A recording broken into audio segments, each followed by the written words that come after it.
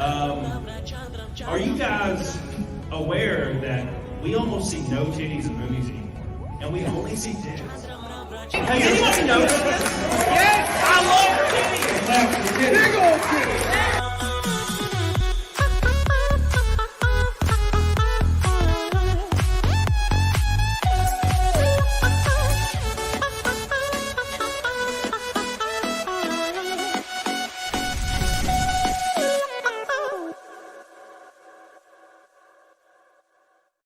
I always love to see people's reactions to this. That was hilarious. I like at the beginning how your face was just. Oh yeah, I was checking something on Twitter real quick, and then I clicked back in, and I was like, "You can thank Trump Lofty dancing with anime girls." Yeah, Lofty randomly sent that to me like a year ago. And I was like, that's great. I don't know why I'll never use this for anything, but that's great. And then and of course, yeah, I start using StreamYard and I'm like, well, I gotta have an intro. And then I was like, oh my God, I have the perfect thing that makes no sense for this show, but it's fine. Lofty's so good at his edits. Yeah, he's terrible in every way, but he's good at edits. Yeah. Well, if you guys aren't aware, this is Melanie Mac. Melanie Mac goes boom. Yes. One of the first people I thought of when I started this show, I was like, well, I got to get Melanie Mac on eventually. So now you're here. It only took seven times. There you go. All right. It would have been way sooner, but like me and Nick were in Vegas and I was hungover for like a week and I was like, I guess I'll just do one in Vegas. And by the way, Nick, okay, so this is under the table news, but we stayed in this presidential suite and it was massive. It was beautiful. Wow. And we went to stream and we had a glass covered table, like a conference table, huge long glass table. So he puts his boom mic on it where you know how you screw it on. The table shatters. And I thought about my credit card being on file and like my heart like melted. I'm like, oh no. And he's Did like, you have to pay anything? I'm sure I will. I haven't looked yet, but they haven't said anything yet. It was like 2 days ago, but I'm sure I'll find out. By the way, before we start, I give you this and go back to Netflix. Loves 1,000 ducks. That's Shani. I thank you so much, Shani. I'm gonna take a swig for you, baby. Shani. The only person that didn't go to Vegas with me, but it's fine. Thank you, Shani. I love you. I appreciate you. There's a story behind the ducks. She put a bunch of rubber ducks all over my house. She came to stay with me like 6 months ago. Yeah. Ducks everywhere. You can see them in the background. Little bitty yellow things. All the little bitty tiny things. Oh, wow. That's funny. Yeah. And my dog, my German Shepherd, eats them every day. He'll find them. He's a monster. So thank you, Shani. Thank you, Trent Westbrook. Have a great show. You're my boy. He's always there. Don't forget Sketch. Says, Mel likes weird animals like me. I love seagulls and she loves possum. For one, possums aren't weird animals. Possums are awesome. Possums I love are possums. great. Yeah, dude, I love. Now look, when they're scary looking, you know how when they're screaming and shit. Yeah, but when you see one that somebody has like as a pet and it's like fat and dumb looking, I love those. The scary ones are scary, but yeah, I like the cute ones. About to gym up while tipsy. Damn, Matt. All right, cool. Oh, interesting. Okay, so I remember reading this randomly. I don't know, like a few months ago. And it never occurred to me, and I don't know why. I guess I blocked it out of my memory. But you worked for Gamestop TV for 4 years. 4 years I hosted with them. What's the date? Like what years? I believe it was 2016 or 2017. And that's when you started? 2017 to 2021. I believe that's it. Oh, see, yeah. So you were totally. I was slaving away as a poor ass wage slave while you were talking the whole day. I had no idea. Yeah, I had no idea. I'm sure I really got on your nerves. Oh man, yeah, dude. I'm telling you what. There's that one dude with glasses. I can't remember his name. And then just the various girls that came on. There was a girl. We had multiple. When I was on there, I first started with the two girls, and then we got a new cast. So that must have been Adrian.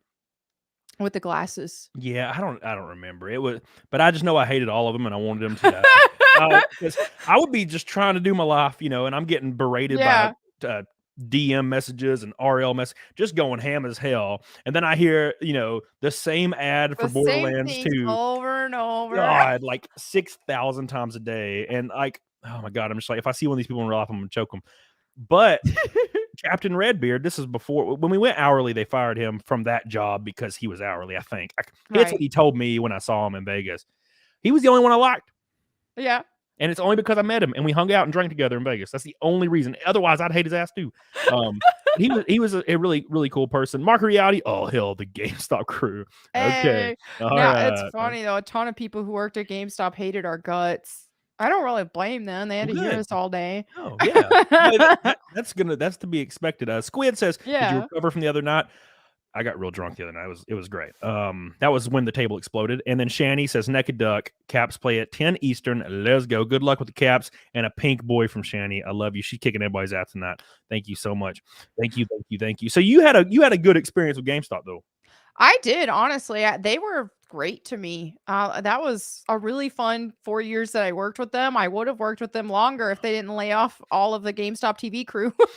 Well, that was going to happen for sure. Because now, to be honest, this is I wasn't supposed to do this, but I climbed on the counter and I found a like off switch for the GameStop TV because it was like controlled by corporate, right? Yeah. And I just slid my hand up there and popped that bitch. And I would turn it off every single day.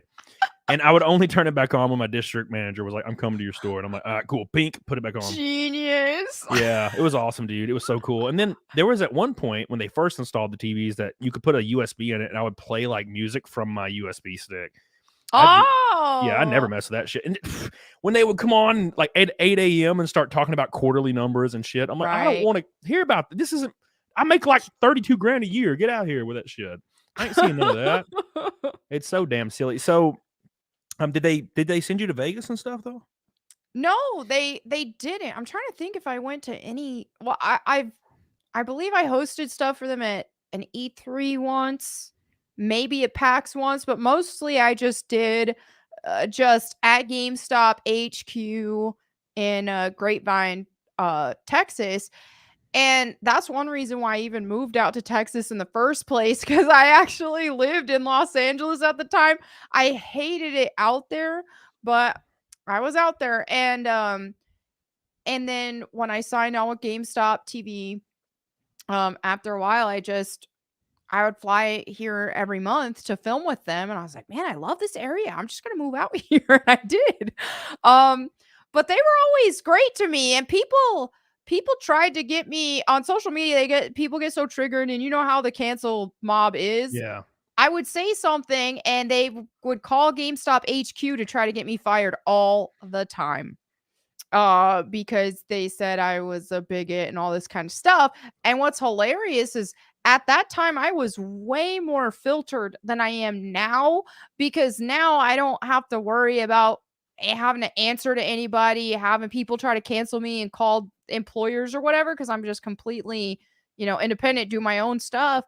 But back then that was the biggest struggle. Is it was just hard to, okay, what can I talk about this before somebody gets offended and they call GameStop HQ again and again and again. But fortunately, even though that kept happening a ton, they were really cool about it. They never gave me any issue. They never said I did anything wrong. They just rolled with it. Man, I guess it was a different time. Billy Hatcher says, "Let's get a naked snake and fight milk." Thank you, Billy Hatcher. He said I missed this thing and he was yelling at me, so I didn't miss it. I just didn't read it out loud because it's only that's $10 nothing. Billy, you got to up your game. That's a joke, by the way. I'm just kidding. Yes, Melanie Mack will do fight milk tonight with me. Obviously, she's not going to do naked snake because she's a respectable young woman. All right.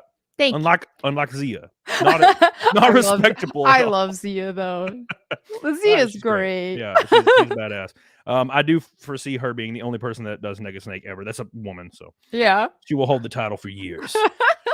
Yeah, because usually if you're a woman and you do that, people will go after your ass. Mm-hmm. Even dudes, man. Like now, look, for example, because I see a lot of people in the chat being like, "Melanie, you were so great, and I love you, and you were such a great human being, and I respect you." Now, let's flip the script. Now, one day, you're just like, you know what? Screw this. I'm popping my top off. All those dudes they'll be doxing you, trying to get you killed and shit. For real, I'm sure. I even just posting. I'll post like a selfie before while I'm at the gym. A lot of times, I just like to do that. It helps with accountability for myself. Yeah. And then some people love it because then it's like, oh, because of you, I was motivated to go to the gym, and I just think it's fun. And because I'll wear like a gym top, like a crop top, it's almost every single time I post a selfie, I'll have at least one dude in there going like, shouldn't you be more modest than this? Melanie, I love you, but this is not modest. And I'm like, I ain't even showing anything. I know you've changed. When it's like, I've been posting gym selfies for over 2 years now. And I'm showing like this much strip of stomach. Yeah, dude, it's too much. Apparently, that's I don't know, man. Why did you make me feel things in my pee-pee area? How dare you? That's what some guy today said. Melanie, this promotes lust. I don't like it. And I'm like, dude, if this is making you feel lust, that's a you problem, not a me problem. Guy?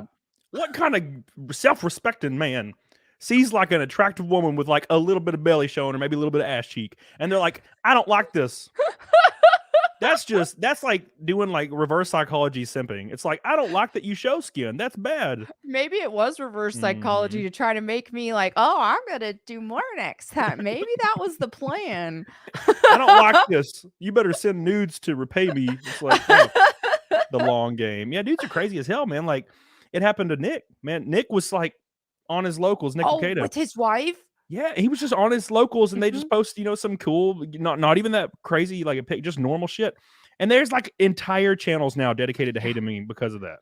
I heard that it was something about like his wife had on a swimsuit at the beach or something. Yeah, and it's like, what? You can't even you can't even post a picture in a swimsuit at a place you would wear one. I don't get it. Well, you gotta think. That's bad. You gotta think. They're like these people that are angry. I've probably never been out in public, especially not to the beach. So they're like, oh, how dare you? It's the trad woman thing, man. Like you're not allowed to do it. I don't get it. Like people have said the same thing to me. I was like streaming 2 months ago, and I was taking shots and stuff, and I like took my shirt off because that's what I do, Yeah. And I had somebody email me, and they're like, I was watching your stream, and you took your shirt off, and you were drinking. I just can't believe how much you've changed since day one. And the crazy thing about that is I started the Fight Milk and like Naked Snake thing on my like third stream ever, like 4 years ago. See, that does not surprise me when people say you've changed for doing something you've always done for a long time. Yeah, some dude was mad at me because I posted a picture in my PlayStation hoodie and it was like oversized, and a guy in the comments like, wow, Melanie, you've changed posting these selfies. This is just not good. And I'm thinking, bro, your profile picture is you in a Zelda t-shirt. That's showing more skin than my PS hoodie is. Yeah, I'll never understand that, man. I like encourage every woman ever to wear as little as possible. And I feel like that's what most men should do, unless they're like Lord Zero and like they're not into chicks, then I get it. Because my buddy, my mod Lord Zero, he's not even into chicks. But I feel like he still is totally for the naked life. Yeah, it doesn't make sense. Doesn't make sense to me. I'll never understand it. Soul Rebel says Cody, you have changed. You turned gay. Well, that's been an always thing. All right. There was a story once where I kissed a dude, and like, they all think I'm gay, and maybe I am a little because I did do that. So. But it made me feel weird. But how did it feel? That's the question. Okay. Yeah, so it was a party, and I touched. So okay, look. So it was like mid-20s, and we were having a party. Right. I had a bunch of people at my house, gym guys, and some chicks, and we were playing spin the bottle. And then, of course, when you get drunker, it becomes naked spin the bottle, and that's just the natural order of things. And there was a guy there, and I spun and landed on him. So the new rule was I had to grasp his pee-pee and kiss him. And it didn't feel weird to grasp his pee-pee at all. It felt normal. I don't know why, And I was like, I'm scared I might be changing. And then I kissed him, and then it was like the worst thing I've ever experienced. It's too intimate, So grabbing his pee-pee is fine, but the kiss, that's where you draw the line. Yeah, dude, it felt weird. Yeah, I guess it kind of makes sense though, because kissing someone is very intimate. Yeah, but I guess okay. I don't like doing it with women or anything, like unless like I really like that person, like the woman. Right. Oh yeah, he was an attractive man too. He was like peak man, and I still felt weird. Okay, his stubble on my face freaked me out. Well, there you go. You gave it somewhat of a shot, and you learned, hey, this isn't you. The people say don't knock it until you try it, and I did, and I knock it now. The kissing. You are completely valid to knock that now. Does stubble on your face when you get kissed bother you? No, it doesn't bother See, me. yeah, there you go. So you're straight. There you go. Yeah, It makes sense, I'm right? straight. Yeah. Yeah, that's the key. Is like if the stubble bothers you, you are not gay. There you go. I guess Okay. depending on where the stubble is, but you know what I'm saying. No, I get you. I get you. Tennessee Mariner says, "What if he was clean shaven?" He was, but when Well, you're there's clean always- shaven, when you're clean Yeah. shaven as a man, especially me, like nowadays at my 30s, when I'm clean shaven, it doesn't matter. Like it's like Velcro still. Like Right. you can't see it, but it's like, ugh. Like I could like grip for days. By the way, Crispy Cracker says, "Not enough." But enough about you and the Ballard. Oh my God! Look, I haven't even seen Ballard in forever. Yes, I approve you being able to knock it. Thank you, Lord Zero. I appreciate that. By the way, everybody, we're doing Fight Milk tonight. The Fight Milk goal is $750 away. Melanie's going to do Fight Milk with me if we do hit the goal. So keep that up in your mind. Shani leads the way with 150 in super chats. That's insane. That's more than half the damn super chats total. I love you and I appreciate you. Oh my God. So I want to talk about something. So I should have said this before we started to go live. It'd be like, hey, what are you comfortable talking about? But you're so dating in general. You're like my age, right? Yeah, I'm 36. Yeah, so we're basically the same age. Yeah. I look slightly older, but I don't know why, but it's just how it is. So you've been probably through the whole dating slog before. A little bit. It's funny. I actually don't have a whole lot of dating experience because I've just like when I was I didn't even go on my first date until I was 20. Because I was homeschooled growing up, just a homeschool nerd. I just focused on like my studies and video games and fun stuff. And I wasn't even interested in dating until, I got around 20. And then that's why I went on my first date. And even then though, like I just had been more relationship focused, or I guess. So like I dated that one guy for a little bit and we were both super noobs with dating. Both of us were both like super Christian, all that. And so we tried like the little courting type dating thing, very innocent. But ultimately we didn't click like that. And so we just stayed really good friends. And it was also kind of a long distance thing anyway. Yeah. And so I only saw him actually a couple times. And other than that, it was like, okay, focus on just my work and my studies and then my work. And I just put dating on the back burner and then got into my first relationship at like 25. Then after that was only like, I'm pretty much either in a relationship or super hyper single because I hate dating. I don't like single. it. I know, it's just like I just think of the way that normally I've done things is like get to know a guy and then either get in a relationship or don't. But like to date strangers, that's actually pretty new, relatively new to me. I tried it in my like mid to late 20s. I tried it a couple times from like at that time OkCupid was the dating website that everybody was using. And I went on like a couple first dates, hated it, ended up later getting into a relationship with a dude I met, funny enough, like in a video game. And we were together for years and then that didn't work out. And then, I've been single again for the past like 3 years. And so I'm like, gosh, I have almost no dating experience at all. How the heck do I do this? And I tried dating apps. For like a bit and went on mostly just first dates that I wasn't feeling it.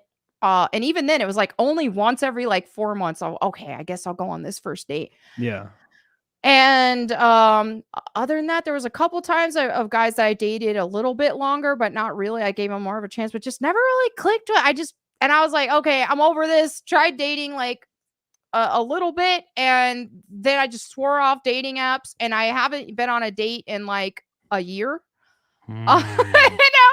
Now I'm at the point to where it's like, dude, I hate dating apps. I hate the dating game in general. I hate dating people I don't know. It's really just uncomfortable for me. So at this point, I've just been like, oh, okay, well, maybe organically I'll make friends with people, and then maybe there will be a guy I'll develop feelings for. But until then, I don't know. So what are you doing in July? In July? Yeah, I thought you were married or something. No. This is a joke. No, this is a joke. We're gonna dig into this real deep because this is actually really exciting because this is so rare. Disco Cobra says, "Howdy, Cody and Melanie. Hope the Vegas tour was awesome. Awesome. I was there in spirit. Making you drink for me. Well, thanks because I threw up like 15 times. We'll meet someday. Plus 20 hours in the Sons of Fortis game. Pretty good. Thank you, Disco Cobra, for a huge, delicious." Red pulsating super chat. I appreciate that so much, dude. Cecil says Melanie is MGTOW. Melanie go her own way. That's that makes sense. Vernon Festus says that's kind of weird. Yeah, not even deliberately. Like, I would totally, if I met my soulmate tomorrow, that would be like the dream. But yeah, I'm not actively looking. Yeah, that's the story of my life. Vermin Infested says, just saying, what's up? Y'all be safe. You weirdos out there. I appreciate you for, I think that's First Orange Boy. I might be wrong. And Shani says, 6 minutes until the Caps break my heart. Loves you and Melanie. Also, Tixie 264 Street. I haven't snapped you today. I'm sorry. I'll do that very soon. Thank you so much. I love you, Shani. You're goated as hell. There we go. All right. And there's just too many. Andrew, I pray that you meet that one guy, and I hope he strengthens your faith in God. I took way too much pre-workout. Thank you, Andrew. I appreciate you. Okay, thank you, Andrew. That's so kind. I'll let Mel take me out. Cecil says in May. There you go. Yeah. So okay. So you don't meet many women because so your story sounds like the WoW girl that like meets somebody and then like is with that person for a while. That's what I do, because like I'll catch feelings really fast. That's the thing, is I'm not into a guy, or I'm just like, boom, it takes it doesn't take I'll know. Like I just know if I like a guy or not, like pretty early. And then once I do know that I like click with a guy, I like him, we align on values, all that kind of stuff, then then I'm just like, oh, okay, I'm ready for relationships. Like, I don't waste no time. Usually those women are very unattractive though. That's so weird. Like you were able to, like, what I'm saying is, because that doesn't make sense. So what I'm saying is you were like able to not like ruin yourself. Is that that's what I'm saying? Right. Like, you know what I'm saying? Like, because most girls that are attractive, they just go through miles of cock. I'm trying to say this in a very nice way. No, it's fine. It's your show. I'll adapt. But no, yeah, for me, I don't know. I'm just like, I'm super Christian, so I don't do like hookup culture. I don't do casual sex or anything like that. Hey, if anybody else wants to do that, that's your business, not mine. But for me, like I said, I'm super Christian, so that's just not a type of life that I live and not what I do. So yeah. So what's the difference between super Christian and normal Christian? Well, I mean, technically normal Christian should be more on the super Christian side, but yeah, you would think but so. like the woke stuff does and hijacks stuff and takes over things, they also have with Christianity. So there's a number of people who will call themselves Christian, just they want the label, but they don't actually try to live the life. Yes. So that's the difference. Like the progressive Christians versus Christians, super Christians. Yeah, I would when I used to be on dating apps like every day. It's been a long time since I was on them, but when I was on dating apps all the time, if it said Christian in their bio, like I knew we were ready to go. If that makes any sense. Right. There's something about it. True, because something about it. That's one reason why I quit the dating apps, because like I would look for Christian guys. And then I would start to talk to them. Most of the time I wouldn't be interested by first date, but there was a couple of guys that I was like, oh, okay, I would be interested in seeing him for more dates. Well, then turns out that they just want, hookups, or they want me to put out. And I'm like, look. I mean, it's like being Christian apparently is synonymous with smashing pissers in this dating life. I don't understand it, but that's how they are, where they just want, and I'm just like, okay, never mind, I'm out. Yeah, like to find someone he's actually a Christian, actually lives a Christian lifestyle, all that kind of stuff, and I'm attracted to him, that ain't easy. Yeah, that would now. So it would be hard. So if your requirement for a man is to be a God-fearing man, and I mean Right. like devout, Yeah. like that'd be brutal. Like because there is not very many of those people, and because I've met 1 or 2 people in my entire life that were like devout religious, and I mean like really devout. One of them is my cousin. He lives by it. He's like 38, Right. single, and the only time he was ever in a relationship was like with a girl like him, like that was very devout. Yeah. And now he's just and he's like, oh well, I just don't worry about it anymore. And the other person was this Islamic girl, and we were we've been friends since we were in our teens. Yeah. And she got married very early on to a guy that converted to Islam. And it didn't work because he was a shit guy. And they were together for a long time. And the only reason they were together for a long time is because she was like, well, I can't leave him because the religion. And now now she's been single, and like she's not going to find like an Islamic man, like not here that is devout, not in where we That are. is, see, I feel like that's tougher here, Islamic. Yeah. So, but when you find someone like that, you're probably good to go, because like most people say that they're a thing and they're not. You gotta find him. And someone in chat, he's like, "Yeah, I'm surprised there aren't men at your church who date you." That's not the problem. Is finding a guy who I align with spiritually, but who I'm attracted to. Yeah, it's not like some people just think, "Oh, you need just a warm body." This guy says he's a Christian. Why don't you date him? Well, if I'm not attracted to him, why would I want to date him? Oh my gosh. So Crispy Cracker says, I was over dating before I started dating. Dating's too much pressure. I'm lucky I met my wife. She's super chill about everything and plays video games with me. And I know Olivia Duvall, by the way, Crispy Cracker. Thank you so much. Yeah, so that's funny because you're like, oh, there's guys at your church that are Christian. And I'm like, yeah, but their abs don't exist. And that's the most and I'm being figurative when I say this, but like, are they charming? Are they attractive? Because like, let's be honest, like physical attributes mean something. You go to the gym every damn day. So like, you know what I'm saying? Like, I work hard on my appearance. Yeah. So I want a guy who does the same. I don't think that's too much to ask. And herein lies the problem. So you are devout and you're an attractive woman, which is so damn rare. That's like, there's like 2 of them and you happen to be the one. And for men, like, okay, so if you're an attractive man and you're charming, a lot of people don't understand this, is if you're attractive or perceived to be attractive and you're charming and you have your shit together, like every single like warm-bodied girl that is attractive lines up at your door. And a lot of dudes don't realize this. Like when I was on dating apps, I would put a picture of me, like one of my bodybuilding pictures. And I would like be like, you know, in my bio, I'd say something really dumb, be like, I'm a homeowner, I live in blah, blah, blah, this is what I do for a living. And I would be matching with 10, 12 girls a day. And for a man, that's unheard of. That's a lot for a man. Yeah, I'll have women, or I'll have men, my friends, they'll be like, I get like 1 match a month. And that's the issue. So now if like, let's say you're a devout Christian and you're that same man, you're having to slog through all these, like these women that are not you. You know what I'm saying? So it's just, there needs to be, is there not a christianmeat.com or something that, but like they have to prove it. They have to go through like a 12-day trial and like there's some Christian dating apps, but yeah, I've like ventured over there, but it's usually the same people who are on the other ones and who also have profiles there, and it's just like, oh no, it's like 3 messages in. So can you send me a picture of your boobs? Wait a second.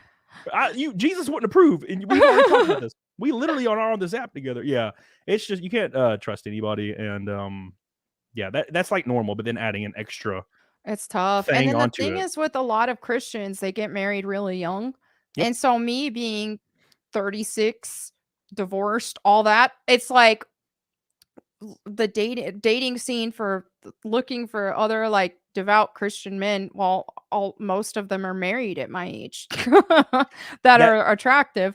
That's a great point. I'm going to ask you something about that soon. Push-Up says, I want to thank Melanie for encouraging me to go to the gym. I needed these big muscles this week to carry a box of Bibles for children to my friend's baby shower. Very Look good. At that. Good job. Yeah. There you go. There's one of the guys. But does he have abs? Is he bald? These are very important things. Like, oh man, he's bald. No, so yeah, dude, same. So I'm divorced. I'm older, but I feel like older men they're so capable of dating younger women. And by younger, I mean like 24, not like younger than that. I'm saying like young women, and men that are mid 30s, mid 40s they have no problem obtaining girls at that age. But it seems like women Right. that are a little bit older can't. Maybe they just don't date younger than them. I don't really know Almost every guy I've ever dated has been younger than me, which is funny. Right. And even the last like few guys I went on a date with were all younger. Yeah. Well, then you're good. Well, now look, we got to put the disclaimer there. You're attractive. Like most girls, Thank you. they're as they get older, they fall for the whole body positivity bullshit. And now, a preface: body positivity is great. Fat positivity is not. And a lot of women will fall into that sometime in their life because you got to think like years are long. Years are very long periods, and all it takes is one. It takes that 1 year where you're like, you know what, fuck it, I don't care about myself. I'm beautiful at any size, and then they gain 100 pounds, and it's so hard to get that shit off, especially as a woman. As a woman, it's way harder because you ain't got no testosterone to help it come off. Exactly. So, it's very, very important. But yeah, my hair is all kinds of messed up. Yeah, I don't know. So you're single now. You've been single for 3 years. Yeah, that's me, but like 7 years. And now my situation is way different. I just don't want to be with anybody. Like, it's just it breaks my focus from what I'm trying to damn do in life, and that's more of a me problem because there's women out there that'll be like, oh, I'll let you do your thing, but I'm like, no, I want to hang out with you instead. Like, I'm a dumbass. I'm like, that's my problem too with I have a problem with that with if I really like a guy a lot, then he's almost all I'll think about, and then I have a hard time focusing on work and other stuff, and I'm just like, oh gosh. So that I am scared about that for if I ever find a guy that I'm really into, just keeping myself like focused. Because now I don't go too hard, but I do. So when I was with my ex-wife, I stayed at my dead-end job, and all I looked forward to was like my next vacation with her. Oh wow! That's all I looked forward to is getting home and hanging out with her. It was no, and then when she left, that's when I started racing, started doing YouTube and shit because that's what I've always wanted to do, and I was like, I guess I'll do it now. And now I'm so afraid that somebody's going to come in and like I'm going to lose sight of what the hell I'm supposed to be doing. I get it because that's where I'm at right now too, and I think that's one reason why I haven't pursued dating even at all is because I'm scared because right now it's just like I've been doing content creation online for like 13 years, and right now I'm at the peak. This is the absolute best I've ever done in content creation, and it's like I'm scared. I'm scared about dating now because I don't want to lose my focus and to get off the trajectory that I'm already at right now. Yeah, that's the same thing because I didn't do content creation at all. It's all I've ever wanted to do, but I didn't start doing it until 4 years ago, and that shit exploded real fast. And like now I'm too afraid to lose it, and I'm too afraid to lose like my schedule, what I'm used to. Now there are girls that I hang out with on a daily basis. I have a few chick friends that I hang out with, but as far as like being in like a thing, I don't know, man. It seems dangerous. It seems real dangerous to me. It does. It's scary. And like, it's funny because a lot, like I even see comments right now saying, Melanie, the clock's ticking. Look at your age. But I don't have that holding me back. The clock's ticking. I don't have that holding me back because because I'm fine if I never have kids. Like, and that's what's funny is with me being super Christian and all that, people assume I'm like extremely trad, and I'm really not that much. I'm like, that's my thing is if the opportunity arises and, let's say I find the man of my dreams and then we get married and he wants kids, and I'd be open to it. But up until recently, I wasn't even open to it. I just never wanted kids. I don't know. I kind of liken it to what Paul said in the Bible about how Paul never, like, he didn't have the desire to get married. And he was like, hey, I consider this a blessing because it's not holding me back and stuff. I kind of feel like that with the kids thing because it's like, I'm grateful that I don't have that innate desire really to like, I need kids, because if I did, that would put me in a situation where I'd be desperate right now. Or I'd feel like, oh, I'm getting old. I have to get married if I want kids. Like, but I'm at a point to where I'm fine if I don't ever have kids, even though I'm open to it, but I'm fine if I don't. So it puts me in a situation now to where I'm not desperate, and I'm not going to put myself out there and date guys that I'm not attracted to or not into at all, because I don't Yeah. Yeah, see, this is a great point, and I'm gonna mention something here in a second after I read these. It says Squid says I grew up Pentecostal. Nearly all the attractive women at my church are always married in their 20 to 25 at the latest. Even in the church, it's hard for women in their 30s to find a good man. Maybe. It depends. It depends. I'll talk Right. about that too. 29, Asian, fit, and Christian. No one wants to date no Asian man. Get out of here with that. It's a joke. Everybody. I love Asians. They're great. They're beautiful people. She's yelling at me because I said something about your age. You're getting cringe. Ask her questions that don't relate to her gender, looks, or age. What the hell am I supposed to ask her then? I'm gonna throw punch you. Melonie, just say the word. Oh, duck flooding. Thank you, Shani. I appreciate you. Christian Mingle is the most expensive and worst dating app you can use. It barely works, and I'm not even joking. I think even the Lord is disappointed. Thank you, Bourbon Infested. Shani, again, thank you for the giant drop. So I got to talk about this for a second because I have talked about this on a stream before. And I always preface it with a very important thing. So, I talk about dating a lot. Like it's one of my favorite things to talk about. I talk about it with Anna, Zia, everybody. Yeah. And you know how Zia was his wild. But she's crazy. But She is. I talk about a lot. I talk about it a lot, and I talk about the natural biology around dating and genetic matching for people.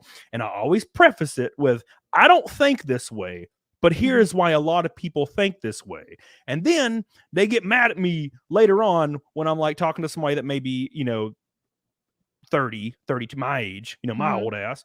And they're like, they think I'm saying something different. Because I'll talk about that thing that's been kind of popular on podcasts where it's like, oh, well, men, gain value when they get older and women lose value when they get older. And the issue is I don't agree with that. Right. But I know why people understand and agree with it because, most people are monkey brained as hell. They are. That's just how we are. Yeah. And I don't have a problem with chicks that are like older, 40, 50. I was hanging out with a girl last week in Vegas. This lady she was an older lady. Now, she wasn't that old, but she was, she's 40s. And she was the life of the party. And she was violently attractive. And my PP was ready. but her husband was there. So look, but still, you know what I'm saying? Like, so people are always like, well, you're saying a different thing. It's like, no, damn it. I always say I don't think that way. Plus, Melly ain't got no kids. So it's gold now. Yeah, exactly. But the thing is like, it doesn't bother me if people say stuff like that because I just know on these dating apps and stuff, I had no shortage of guys 10 plus years younger than me trying to match with me. So I'm not even worried about it. Yeah, you're good to go. Like, that's what I'm saying. You're in a rare situation where you actually took care of yourself, didn't have kids, and didn't jump the gun. And that maybe left 10 years off of you because having kids, that'll age your shit like 10, 15, 20 years. Dude, I've seen girls that were like, young, beautiful, like all this shit. And they had a kid and they came out the other side of that. And I was like, oh my God, they look like they're 57. And I'm like, damn, they should have just not had that kid. You should have considered surrogacy or some shit. Because damn, son. It's rough, man. And I'm so glad I don't have to go through that. But I have to go through other things. Part of it too, though, is that it takes work to stay in shape and healthy, and a lot of the dietary guidelines and stuff like that are so messed up. And then so then after a woman has a baby and she's overwhelmed with how much she has to do to get back in shape, and then when she's got all this terrible dietary guideline advice and stuff, she's probably just over it. Like, whatever. It's oh God, dieting. That's something we can talk about. That'd be fun. Oh yeah, I know a lot about it. Real quick, Shani, again, she's just smothering me with super chats today. Said you need to bring on Joe Ball as a guest. He made me moister than an oyster with his art. I will for sure bring on Joe Ball because he's my boy. Thank you, Shani, again. I appreciate you. And then I forgot. Oh, dieting. Oh my God. So that's a great point because I have so many people that I train, that I talk to about dieting, and their idea, and it's not their fault. Look, it's the information's wild. It is. Their idea of dieting is so, they're like, oh, I eat wheat bread now instead of white bread. Right. I drink diet soda instead of soda. And I'm like, oh, great. Like, because that has anything to do with it and changes nothing. Yeah. It's so much more devastating to diet than people realize. They think they can cut back on one thing, and that's not how it works. Like, now I may be speaking on just me, but I have to diet so hard and so consistently for months to see any progress. Months. Like, people will be like, man, you're so lucky you have good genetics and you can you lose weight and you can gain muscle. And I'm like, I I've It's real eaten white work it rice. actually takes. Yeah, Yeah. it's a lot of dedication and staying on track with nutrition, it's a lot of dedication and work. Yeah. Yeah. People will say this shit with a straight face. And I'll be Yeah. like, I have had a fourth cup of white rice and 2 grilled chicken tenderloins Mhm. twice a day with 15 tablespoons of egg whites for 90 Yeah. days without a cheat meal. That's dedication. That's And really good. people were like, "Man, you have great genetics." I'm like, "No, you don't They understand. don't get the I work. don't eat, dude. I don't eat pizza, man. I don't eat nothing. Like, Yeah. it's rough, dude." And I stopped drinking for a little while. Like, it's been Mhm. 2 months now. Granted, I drank a lot last weekend because it was Vegas, and I'm drinking in Vegas because I have to. And then I threw up, Right. so You're I in kind of Vegas. regretted it right there. But somebody said if you do trend, what did they say? Where's it at? It says if you do some trend, you'll cut you'll cut those weight in 4 months. You cut that from 4 months to 4 weeks. Yeah, I'll never do trend. It's just it destroys your destroys every. It make you age 10 years. You'll punch holes in walls. You may stomp a baby. I don't want to do any of that. That's where roid rage. The term Oh, roid yeah. rage comes from tren. Mm. That anabolic. It's a brutal. I'm not doing that shit. Maybe Oh, when I'm no. 37, 38, I'll start doing something. But not until then, I feel pretty good about what I can do naturally.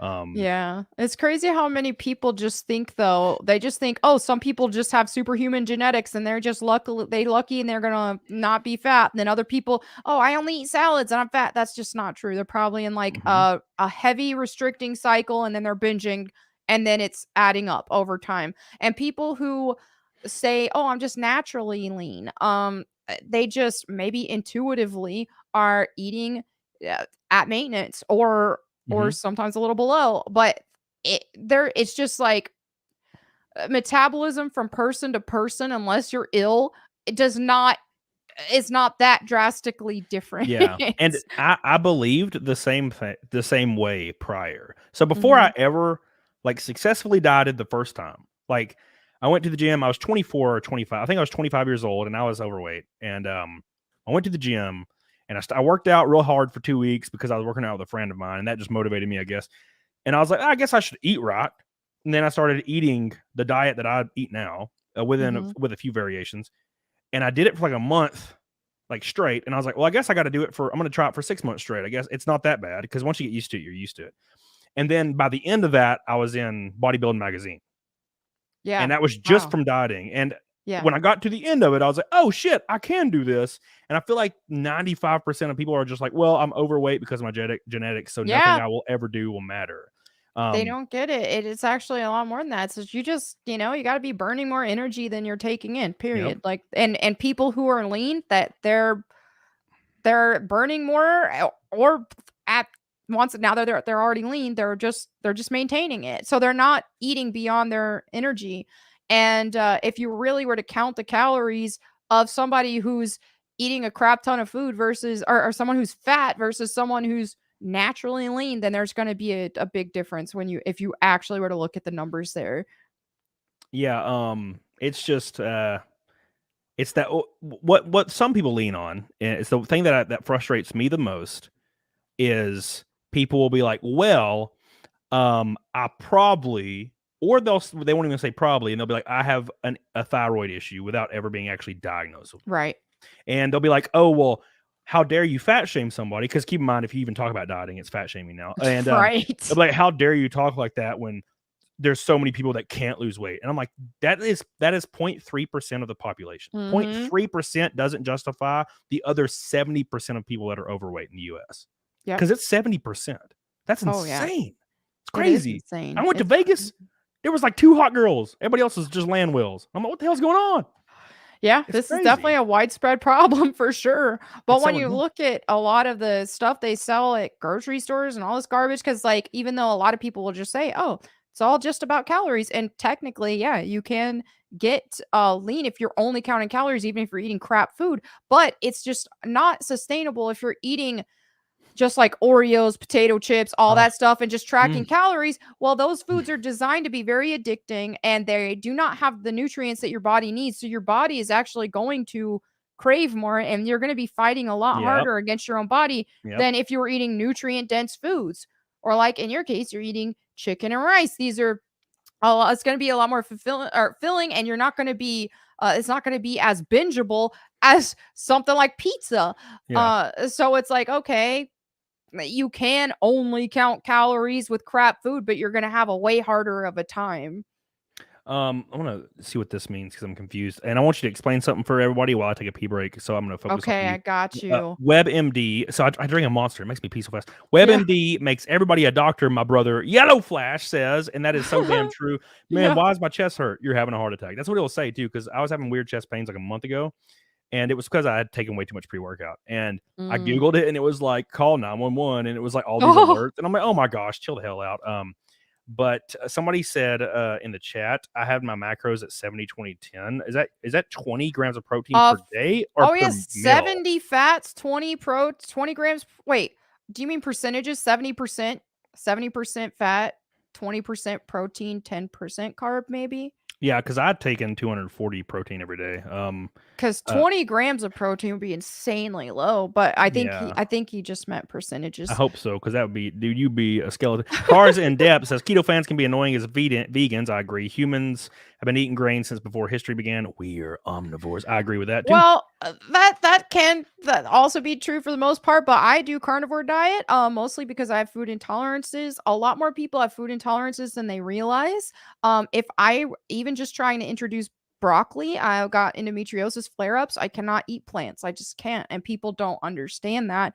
But there is a huge community of people who have cured so many illnesses and put so many like side effects from stuff in like remission because they cut out the plants and only eat like animal-based foods or a ketogenic style diet. So while yes, you don't have to do keto to be in shape, there are many people that either ketogenic will make it easier for them because it is more satisfying and satiating, or something like carnivore just basically serves similar to like an elimination diet. If you look at someone like Jordan Peterson, Michaela Peterson, his daughter, they can't eat anything but meat. If they eat anything else, they have all kinds of terrible effects, from mental, physical, arthritis type symptoms, all kinds of stuff. So for many people, the carnivore is the only way that's going to work for them. And for some reason, people get mad at that, but it's just a reality.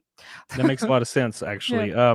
Nasu Artillery, which I believe is a woman, says, you may feel okay now because you're young. Best advice for women is to listen to older women regretting wasting their younger years. I guess it depends on what you consider wasting, because like I wasted my entire 20s and being married and doing nothing. Yeah, see, that's how I feel. I wasted my past being married to someone who wasn't good for me. I had no business being married to. So rushing just to marry another guy just so I can be married, that's not the answer. Unless I find a guy that is good for me, then I got a great question for you when I get back. Talk about the benefits of a carnivore diet. Talk about what you eat, and also talk about butter sticks, because I see that shit and I think it's strange.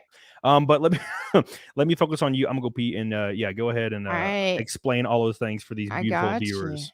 All right. Someone in chat says, no, you can't only eat meat, lol. Literally, that's what Jordan Peterson does. He only eats beef. Michaela Peterson, the same.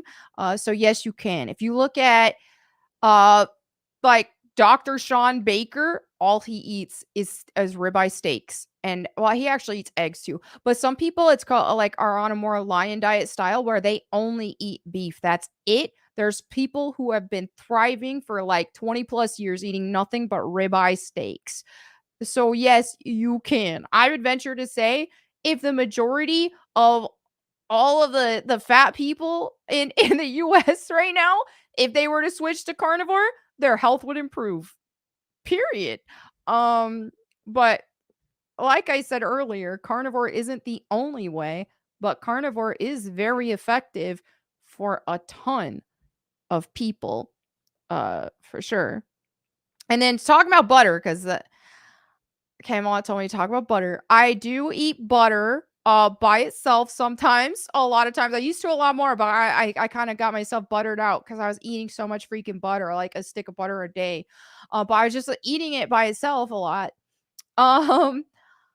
And people they freak out. They're like, your arteries are going to be clogged, this, that, and the other. And it's like, nope, butter is actually extremely good for you, but people have just been brainwashed by terrible dietary guidelines, and it's the stuff that people are eating butter with that's making them sick, not the butter.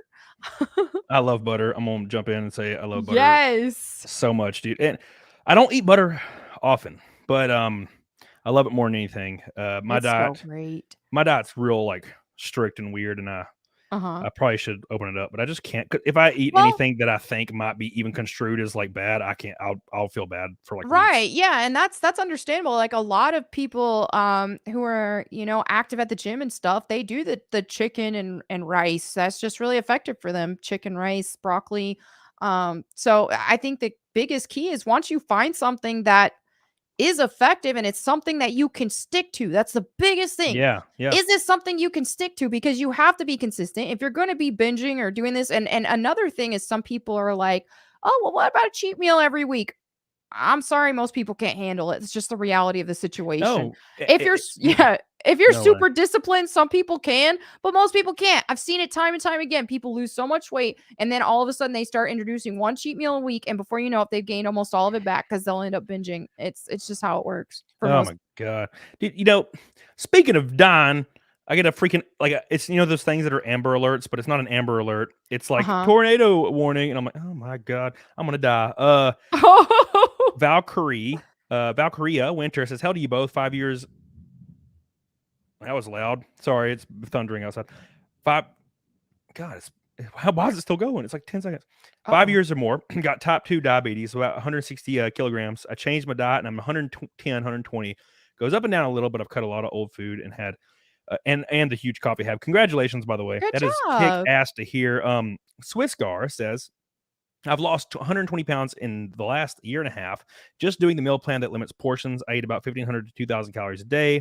Service is called Clean Eats, only 300 to 500 calories per meal. Awesome to hear, That's Swissgar. cool. Yeah, I think the meal service type thing is great for people who are too overwhelmed to like try to figure out a meal, because it takes work to figure out more people need structure. They just need structure, and I get it. Like I did it first too, but once you iron out what works, you're golden. But the issue is doing it for the very first time. Exactly. Yep. Now the siren's going. They just won't let me do my thing. I'd hunt dino meat in Vilcabamba for you, Melanie. See, there you go. The same person that I think that was the same person talking about being Asian. I might be wrong about that. Max Wilson said, friend of mine started bodybuilding, took him 6 months of work of eating nothing but chicken and rice. Guy looks amazing. I don't have that desire. It's possible. It is. That's the best thing you can do. Easily the best thing you can do very effective. For a band. Anyways, so I have a question, and this is gonna be a very interesting question for you, because I've always wanted to talk about this because I feel like I couldn't understand, because I feel like the complete opposite. Now you might not even say what I think you're gonna say, but Shani said Cap scored again. Make Joe Ball. I guess I'm gonna do it. I give you all the money. Loves you. All right. If I bring Joe Ball on, it better be a $500 super chat, or else I'm banning you forever. That's a joke, by the way, Shani. I love you. Congrats on the Cap score, and hopefully they don't ruin your night. So Shani's probably almost maxed out. Jesus Christ. By the way, we're 320. By the way, from Fight Milk today, and we're not even barely halfway over. So hell yeah. So when you said you don't do hookup culture, do you are you strictly against sex before marriage? Yeah. Okay. Good. That's great. That's perfect. That's what I wanted you to say. Because the question wouldn't make sense if you didn't say it. So here's the scenario, and this is how I think, because I was knee deep in hookup culture for like 3 years. Right. And it got really monotonous and boring. Because everybody's very similar, and people aren't as unique as we think, unfortunately. Which is why when you meet somebody that's unique, it's like jarring, and you're like, I love this person. Yeah. So I was going through Tinder and hooking up with girls, and the vast majority of girls were either average or very below average as far as sex went. So what happens if this is a try it before you buy it kind of question. What happens if you get married and you jive in every way, shape, or form, but you do not jive even a little, like when it comes to sex? I think that would suck. Yeah, like what do you do? Well, I feel like, I don't know. I feel like if you have if you're physically attracted to somebody and you have a lot of chemistry with someone and you're in love with them, I feel like that should come naturally. Yeah, you would. Maybe. So you would think, and this is a great point because I've hung out with girls. There's Mhm. this one girl I hung out with, and she was super attractive. She was kick ass, dude. We played like PS2 and PS1 classic games together. We joked. We had like the same like finish each other's sentences thing, and then Mhm. we eventually hooked up like after a couple times hanging out, and I attributed it to the first hooking up. It was Right. not it was the worst thing ever. So Oh no. I hooked up with her 2 more times, Uh-huh. and it was just not work. It was like awkward and gross, and it was almost like it felt like I was like, I don't know, I don't want to say this because it sounds way too extreme, but it almost felt like I was like hooking up with like a guy. It was that Oh wow. it was that much of a barrier of it did not jive. And what if I was married to that person? Right. Because you would be miserable. You would always be miserable. Now, Well, but how like let's say you were kissing before and all that, like made out. Did you at least feel the connection there? Was that good? And then it was just the actual sex yeah, part that wasn't? yeah. It's such a weird thing that you can't explain. Like, Uh-huh.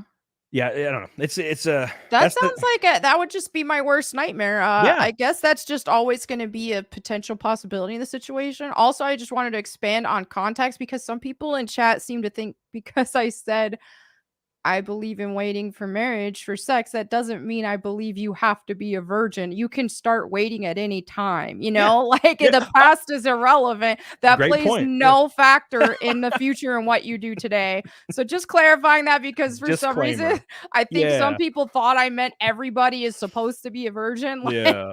That's funny. It's you like can't control what you've already done in the past. You Yeah. control what you do now. And Yeah. even like say hypothetically now, like there's plenty of people who are Christians who follow that, oh, wait till marriage, but then they might mess up and have sex because they're in love with someone and they mess up. Oh, okay. And then they're like, okay, let's refocus and let's, and pick up from there.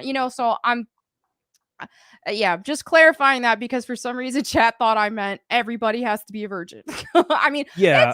I think, as a Christian, that's great whenever couples are virgins and are able to wait and that's amazing. Then But you wouldn't know. Then for you wouldn't most know if they're bad at sex. They wouldn't even know then they they are. wouldn't even know. Yeah. This is weird and not as great as I thought it would be. And it's like, yeah, it's because they're bad. Yeah. So that's a great point. Let's say you decide to wait after that. So what Right. she's saying is, if you accidentally smash pissers in an accidental manner, then you can start waiting again, and you're just totally fine. Right. There you go. It's never like, oh, too late's over. I'm going to hell now. Like that's not how salvation works. Yeah, thank God for that, right? Like, Yeah. dude, dude, that would suck. Now, look, I'm not a religious person. I Right. don't knock it at all. Right. But man, that's gonna blow. If I I'm like on my deathbed, I'm like, all right, bye everybody, and then I like wake up, and then dude's sitting there with a book at the gate. Someone be like, oh fuck, I done fucked up. Oops. Can I change my mind right now? Nah, man. I'm like, oh, all right, let's go to the hell. I'll see y'all later. Maybe one day you'll find Jesus. It ain't over yet. I grew up in the South, man. Jesus found me a long time ago. And for some reason it just didn't click with me. Now, granted, it was it was the churches I was going to was like, I think they were Pentecostal. I think that's what it's called when they scream at you and shit. And they grab you and start speaking in tongues. That sounds right. That sounds like sounds Pentecostal. Yeah, I'm not about that life. But then also, even when it was I've been to churches that were so laid back and kind of like youth oriented when I was younger, and it still just felt weird for me, and I don't know why, and I could just never get into it, and that was pretty much it for me. I tried though. I went to church by myself, like when I was 16, 17. I would go to church and to the youth group, and I would hang out with all these people, and they would do their sermons and whatnot, and I did it, and for some reason I just getting stick. What the hell is that behind you? Where's it going? Up? Nope, there's a cat. It's a big old fat cat. Look. Yep. You don't see him? I was like, what's he doing? I didn't notice. I love cats. I got giant fat cats. Big old delicious fat cats. They're so delicious. I love them. They're my boys. And being at Vegas was real sad. I was sad because I didn't get to see my kitties. And then I woke up and they were both on my face. That's cute. Yeah, I slept for like 14 hours. Have you ever been to Las Vegas? I have for like conventions and stuff because a Minecraft convention that was out there. I've been there for that, and then I did go with friends once and watch them gamble because they were much better than me. I used like $5 at the slot machine, and I lost it and I was done. Yep, So that's what happens. Yeah, I that's just what happens to me. I watched them at the craps table. Just they were good though. They were making money. As far do you drink at all? I don't know. I've tried quite a few times, and I didn't even have my first alcoholic beverage until I was like 24 or 25. Yeah, And same. I got so sick. For some reason, alcohol, I never built up the tolerance. And so it just got to the point where I was, okay, I don't need it. So I just don't drink. Yeah, I started drinking when I was 27, and I'd never been drunk before or anything. And then I got drunk when I was 27, and it was awful because the first time's always awful because you're like, oh wow, this, because it was weird because I tried like a shot when I was younger, and I tried a beer or two, and I would sip on them, and I'm like, I don't feel anything. This is weird. Like it's not as cool as I thought it was gonna be. And then when I was 27, I drank for the first time for real. Like I guess I just knew what I was doing this time, and oh wow, it was. I felt weird. And it started feeling really cool. And I was like, oh, this feels actually pretty cool. So, of course, I kept drinking until I was like, I want it to feel cooler. And then, of course, I died, basically. So, you have to learn how to control that. But I switched to, everybody calls me a bitch for this, but I start sipping on the thing called White Claw. It is, I can drink like 9 of them, and they don't even really mess me up. So, wow. Because when I drink whiskey, I'll be like, okay, I'm going to make a Jack and Coke. And I'll beep, and I'll drink it like within 7 minutes. And I'm like, okay, I make another Jack. And then after 5, I'm rolling. But I can drink on White Claws for like 4 hours and not just feel normal, kind of like tipsy. Right. So, but yeah, dude, I love drinking. I had to stop drinking, but I stopped drinking when I'm dieting. But God, I love it. Right. Never thought I would love it so much, and it's just so relaxing.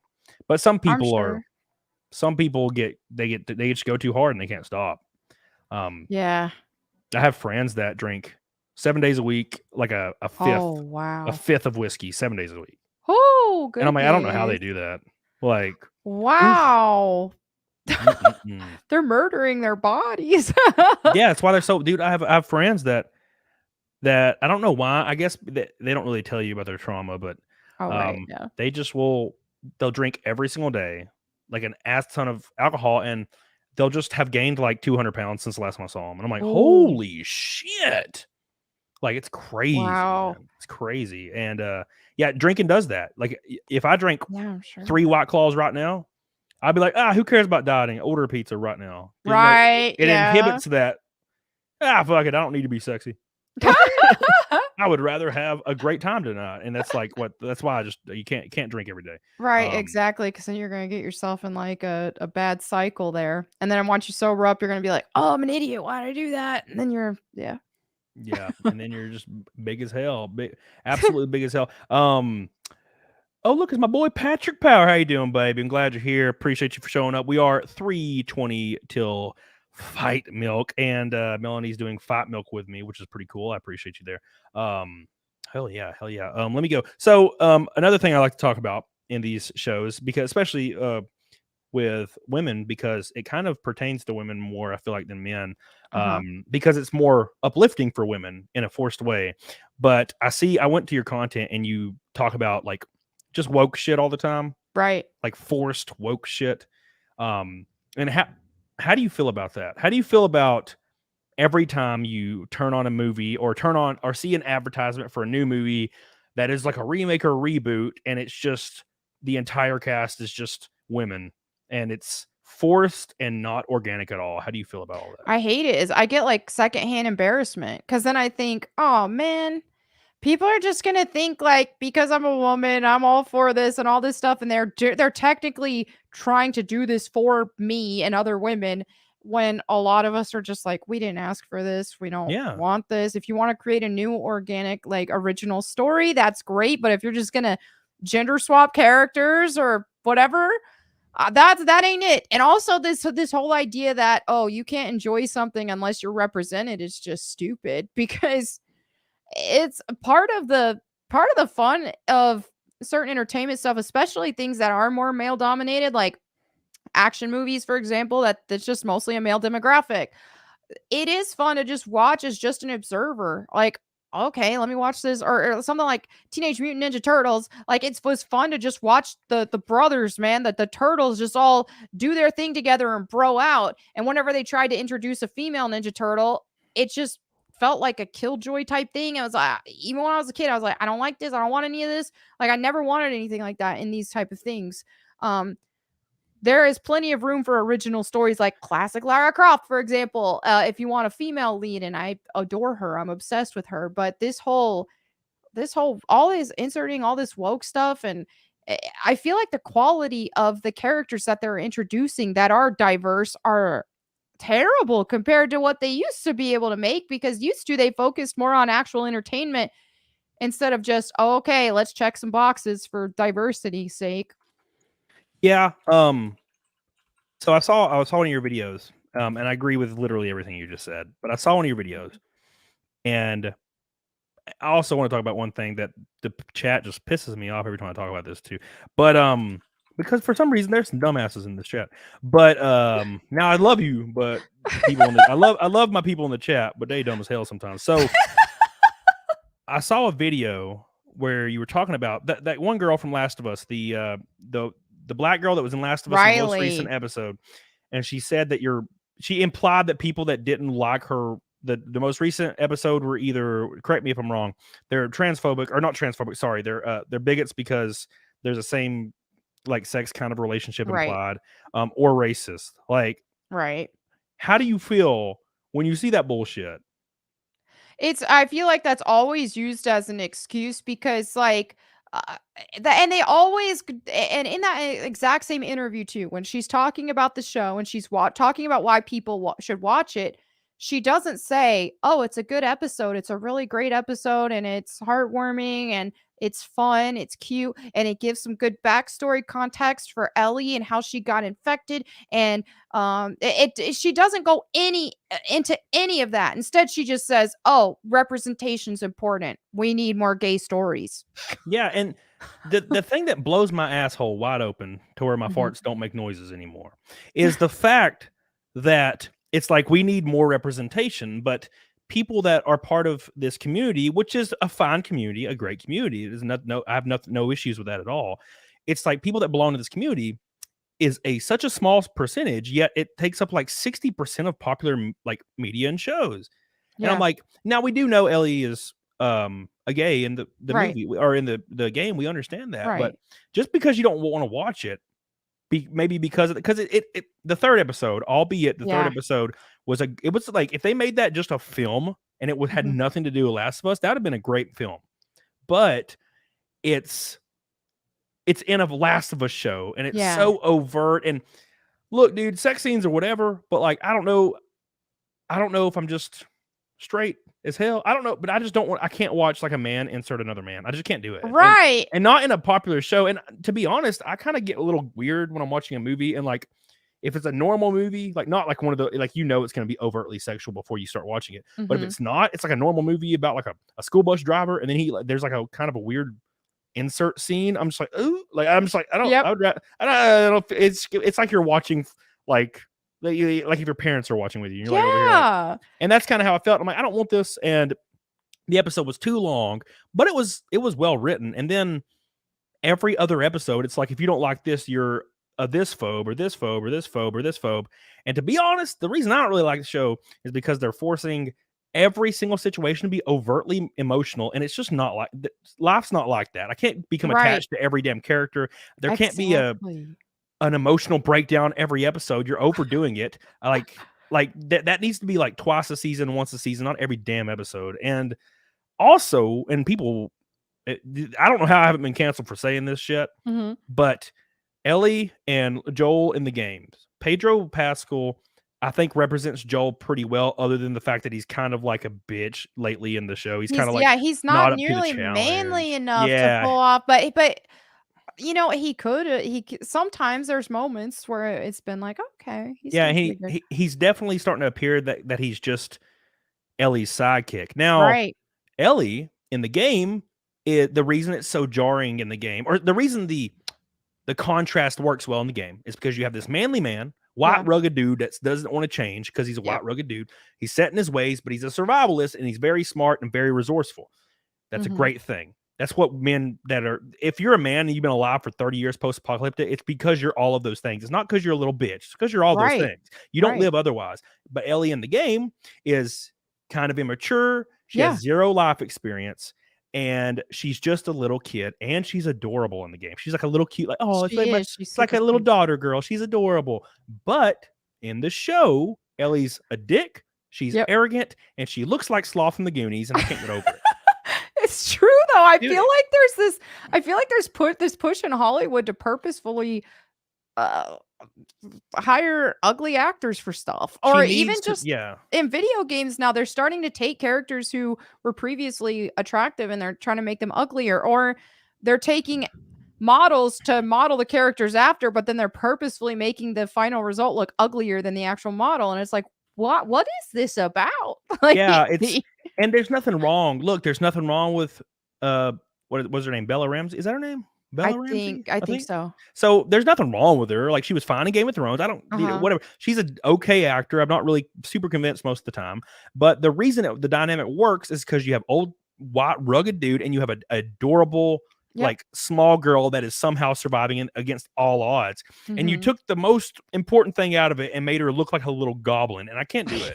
Every time her face is on screen, I'm just like, oh God. It's like looking into the Ark of the Covenant. Like, oh. It is very jarring. I agree. And I think too, the fact that, okay, season 1's gonna have like 9 episodes total. And out of the 9, there's at least 2 filler episodes.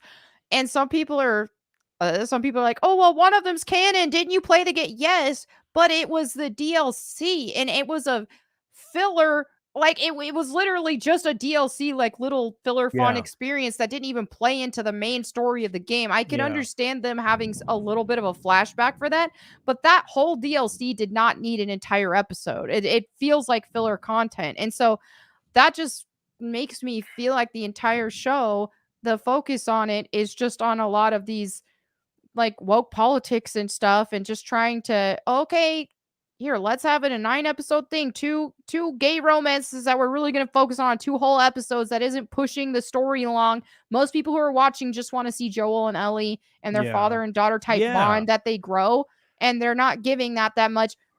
You're not even seeing the infected that much. It's just they've lost track of the whole plot. They've lost the plot. The first 2 episodes were zombies and freaking, it was kick ass. Yeah. And then, like, you know, what happens early in the game is Tess, the thing with her happens really early in the game, and it happens on the second episode. It's all working. It's all going. And then all of a sudden it's like almost like these weird episodic random where Joel and Ellie happen to exist. And then there's a flashback to the additional characters that are going to show up later as a flashback to their life. And I'm like, I don't give a fuck about these characters. I want to see Joel and Ellie roughing it and being kick ass. And that was what the first 2 episodes were. And now it's just kind of lame. And I haven't even watched the last episode because I just don't care to. And when I scroll through Facebook, which I don't scroll through Facebook very often, but when I do, every other promoted item is like, how Last of Us became the greatest show of all time and broke all norms. And I'm like, it's not good at all. I know. It is so overrated. And me just saying that sometimes, man, some people will come for me for saying that,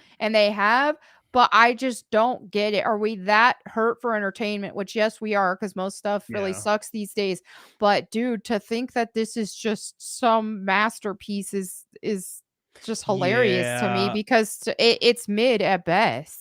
Yeah, and it's the thing that happened when Mandalorian came out. So Mandalorian came out, and everyone was talking about how it was the greatest show that's ever happened. And I watched it, and it was 7 out of 10.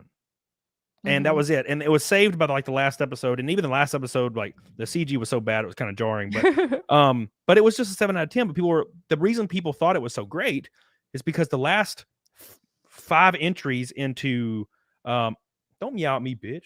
My cat's just like, the last 5 entries were so bad that anything that was kind of okay was lifted up and appearing to be beautiful. And see, that didn't work with me with Last of Us, because I watched the Terminal List like a few weeks ago. I watched Reacher, and then I watched Tulsa King. Yeah. And then I started watching Last of Us. And those 3 shows were like amazing. And then Last of Us, and I'm like, this is just not that great. It's just not that great. It's And really not. everybody's talking about how great it is, and it's like, oh, it's beating House of Dragon in viewership. And I'm like, well, House of Dragon was amazing. It was actually like a good character-driven show, and I just don't get that. For Last of Us, it's just hard for it to catch me because it just seems so goofy. I feel like the first game just did a so much better job on the Yeah. story than what the show is doing. So to me, it's just like, okay, here is an inferior version of what the game story is, and with worse, the actors just not pulling it off quite like the actual characters, like in Ellie's case especially. And it's just like, why would I want to sit here and watch this inferior version of a story instead of just playing the game again? Yeah, I kind of want to play through the game again to get the taste out of my mouth of the show because it's just now you're in here. Go on, God! Like every one of my animals are barging in. German Shepherd this time. He's the size of a house, just staring at me. Yeah, I guess it's lightning really hard and thundering, Aww. and they're like, "Oh, dude, help me!" And I'm like, "Bro, I can't They're help you. scared. I can't help you, man." They're gonna want to sit under me and be like, "Oh, you're safe. I'm safe now." And I'm like, "No, the lightning will still kill me and you at the same time." They don't understand that though. Yeah. So there's a tornado warning, and it's like everybody's texting me, "Bro, we're gonna die," and I'm like, "Dude, it's gonna be fine. Calm down. No big deal. No big deal." Dangerous storm, not tornado. See, they're like, "Oh, bro, it's about to be here," and I'm like, "Dude, it says dangerous storm, not tornado. Storms are fine. Yeah. They're fine. It's all good, dude. No If big I die, deal. I die, man. It's fine. Dude, I did 7 whole podcasts before I died. Hey, there you go. Yeah. So yeah, wokeism is trash, and the next thing I wanted to talk about is okay, this is what I wanted to talk about. I said I had a question earlier. So people in my chat do this thing, and it's gonna happen again when we start talking. Okay. When you watch shows, and let's disregard superheroes because that's that's obvious. But when you watch a show where there's a female lead, and she's beating the living shit out of like 250-pound men, and she's 110 pounds. That is, I can't watch that. It's so silly to me because I understand how biology works, and I understand how weight differences are impossible to overcome, even if you're a man. Right. And people in the chat will still be like, if a girl knows Taekwondo, then she could easily be. I'm like, no. A 110-pound woman that is trained punches at like 200 pounds per square inch. Men that are trained punch for well over 1,000 pounds per square inch. A woman that is trained can't even knock out a man if he like sat there and in a chair and let her hit him like 10 times. Exactly. Not gonna knock out a dude. And dude, people in the chat were just like, "Bro, if she was trained, she could easily." And I'm like, no. How do you feel about that when you watch girls? I feel like people who don't understand that ain't ever fought or lifted weights or anything like that to not know that, because like one of my friends, she would like make comments about, "Oh, okay, well, you go to the gym all the time. You'd kick my butt. Let's arm wrestle. You're gonna kick my butt." And I'm like, "No, I'm not gonna kick your butt," because like she had like 50 pounds on me. So it's like, no, and if she kicked my butt. So I think people just lose sight of that, is that this is why in fighting there's weight classes and stuff. It makes a huge difference. But even when it comes to men versus women, it's just like a woman, even in the same weight class as a man, like let's say they weigh the exact same, like a man is just built stronger. That's just how biology is. And so yeah, whenever that does happen in shows, I have a hard time with it, because it's like it's a bit much. Like if you have, okay, the female character has some sort of special powers, like superhuman powers or something, okay. Or if they try to just do something, because like when I think of classic Tomb Raider, Lara mostly didn't do hand-to-hand combat or anything like that. But anytime she did in the game, which was a little bit, they made Lara Croft tall. She's like as tall as the dudes pretty much, and she had a very muscular body type with her legs, and just a very like curvy muscular build. And so it made it a lot more easier to watch and to kind of like, oh, okay, it made it a little more believable. But when you're seeing these tiny girls kicking these big guys' butts like that, it's hard to take it serious. I think they have to get more creative with it. Have the girl find some sort of weapon like a crowbar or something, or like give her something to help her. Yes, yes. Lord Zero says I'm gay and I'm over them shoving it in my mouth as well. Yeah, so I love you, Lord Zero, by the way. So yeah, like you said, the fun thing about women being in these kind of situations is usually they have to use their intellect to surpass an obstacle. Right. And what is always talked about in film and movies from journalists and actresses and directors that are on this new trend, they're always like, we don't like toxic masculinity, but then they wrap their female characters to exhibit all of those traits. Yep. And I'm like, you're doing the same thing. And I go to the gym. A lot of people that don't go to the gym don't understand weight differences. Right. So I go to the gym. The strongest women that are on mountains of steroids, because I go to a meathead gym, there's a lot of people there. Yeah. There's girls that come in there that are like 6'1" and probably weigh 170 pounds. Yeah. And they still can barely bench a plate on flat bench. And I am a normal ass dude that's 5'11", 195 pounds, and I can bench 405. Yep. And people don't understand that. It's the same people that say like Bruce Lee at 130 pounds could beat up like a 450-pound MMA fighter. No, he couldn't. Right. There's no way. You watch too many damn movies because that's not exactly. You could literally like a woman that is big as hell, that is strong. I could literally put them on the ground and put my knee on them, and they would just squirm.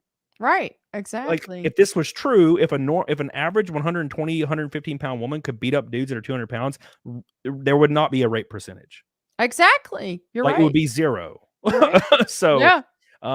It's so jarring to see that. And dude, just give them a damn crowbar or some shit, because then dude, you hit somebody with a crowbar, it doesn't matter, dude, it's gonna hurt like a son. Exactly. They gotta give the girl something to help her, turn the situation around. Yeah. Because it's just not practical to have a character that's so small and that's to be able to kick a guy's butt when it's just. And this is another reason why when you're even just thinking about sports in general and transgender and putting like transgender women into regular women's sports, like male to female transgender, it doesn't matter.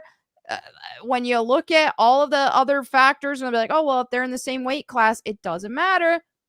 Biologically speaking, the male is going to kick the female's butt. Yeah, well, they did that with or somebody did it. There was an MMA fighter named Fallon Fox, and they were a biological man. And I don't think it was known at the time. Right. They were a biological man, and they were untrained.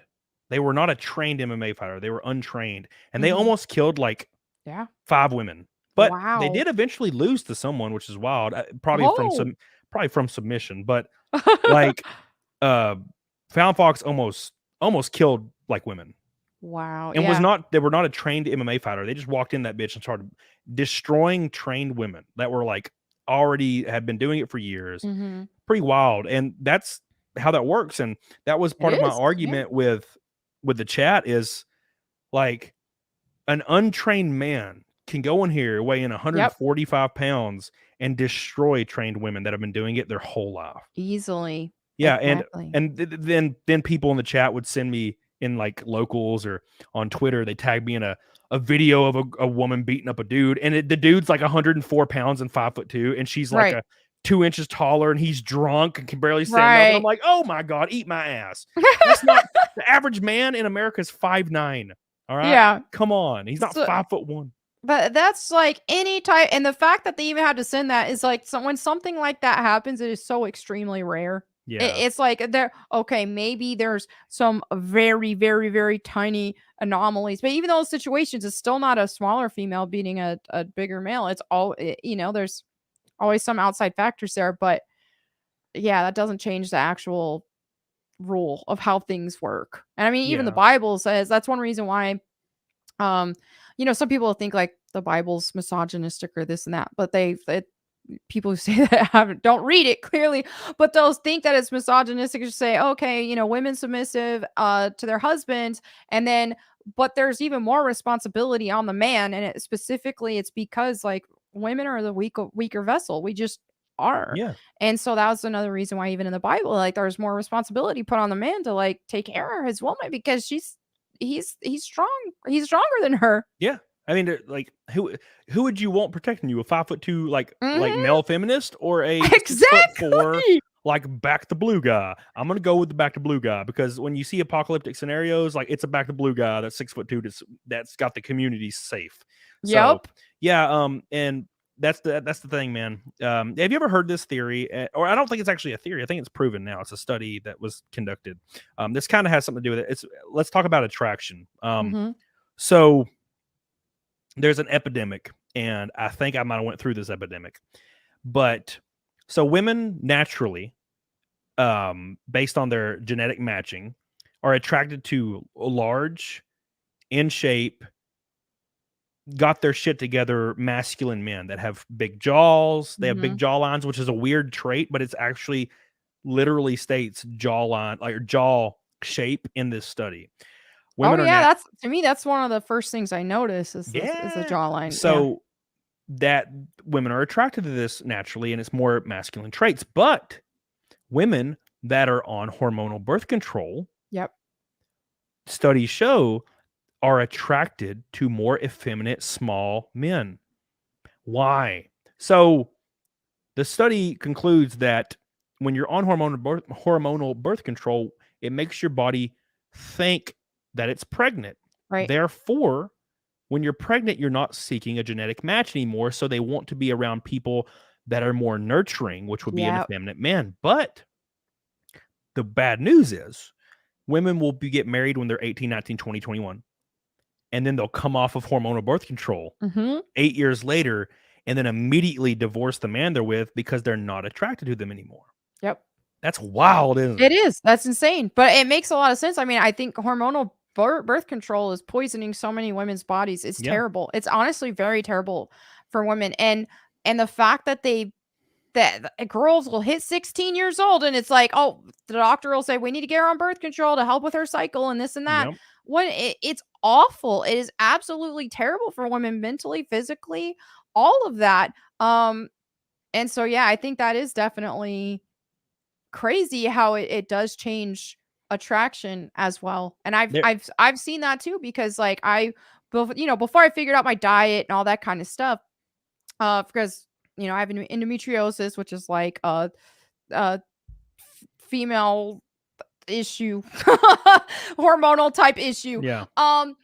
And so before I got things figured out once I changed my diet and fixed things and got that fixed, or under control, before that, doctor's like, oh, try me on birth control, all this will make everything better. And so I went through a brief time of trying that.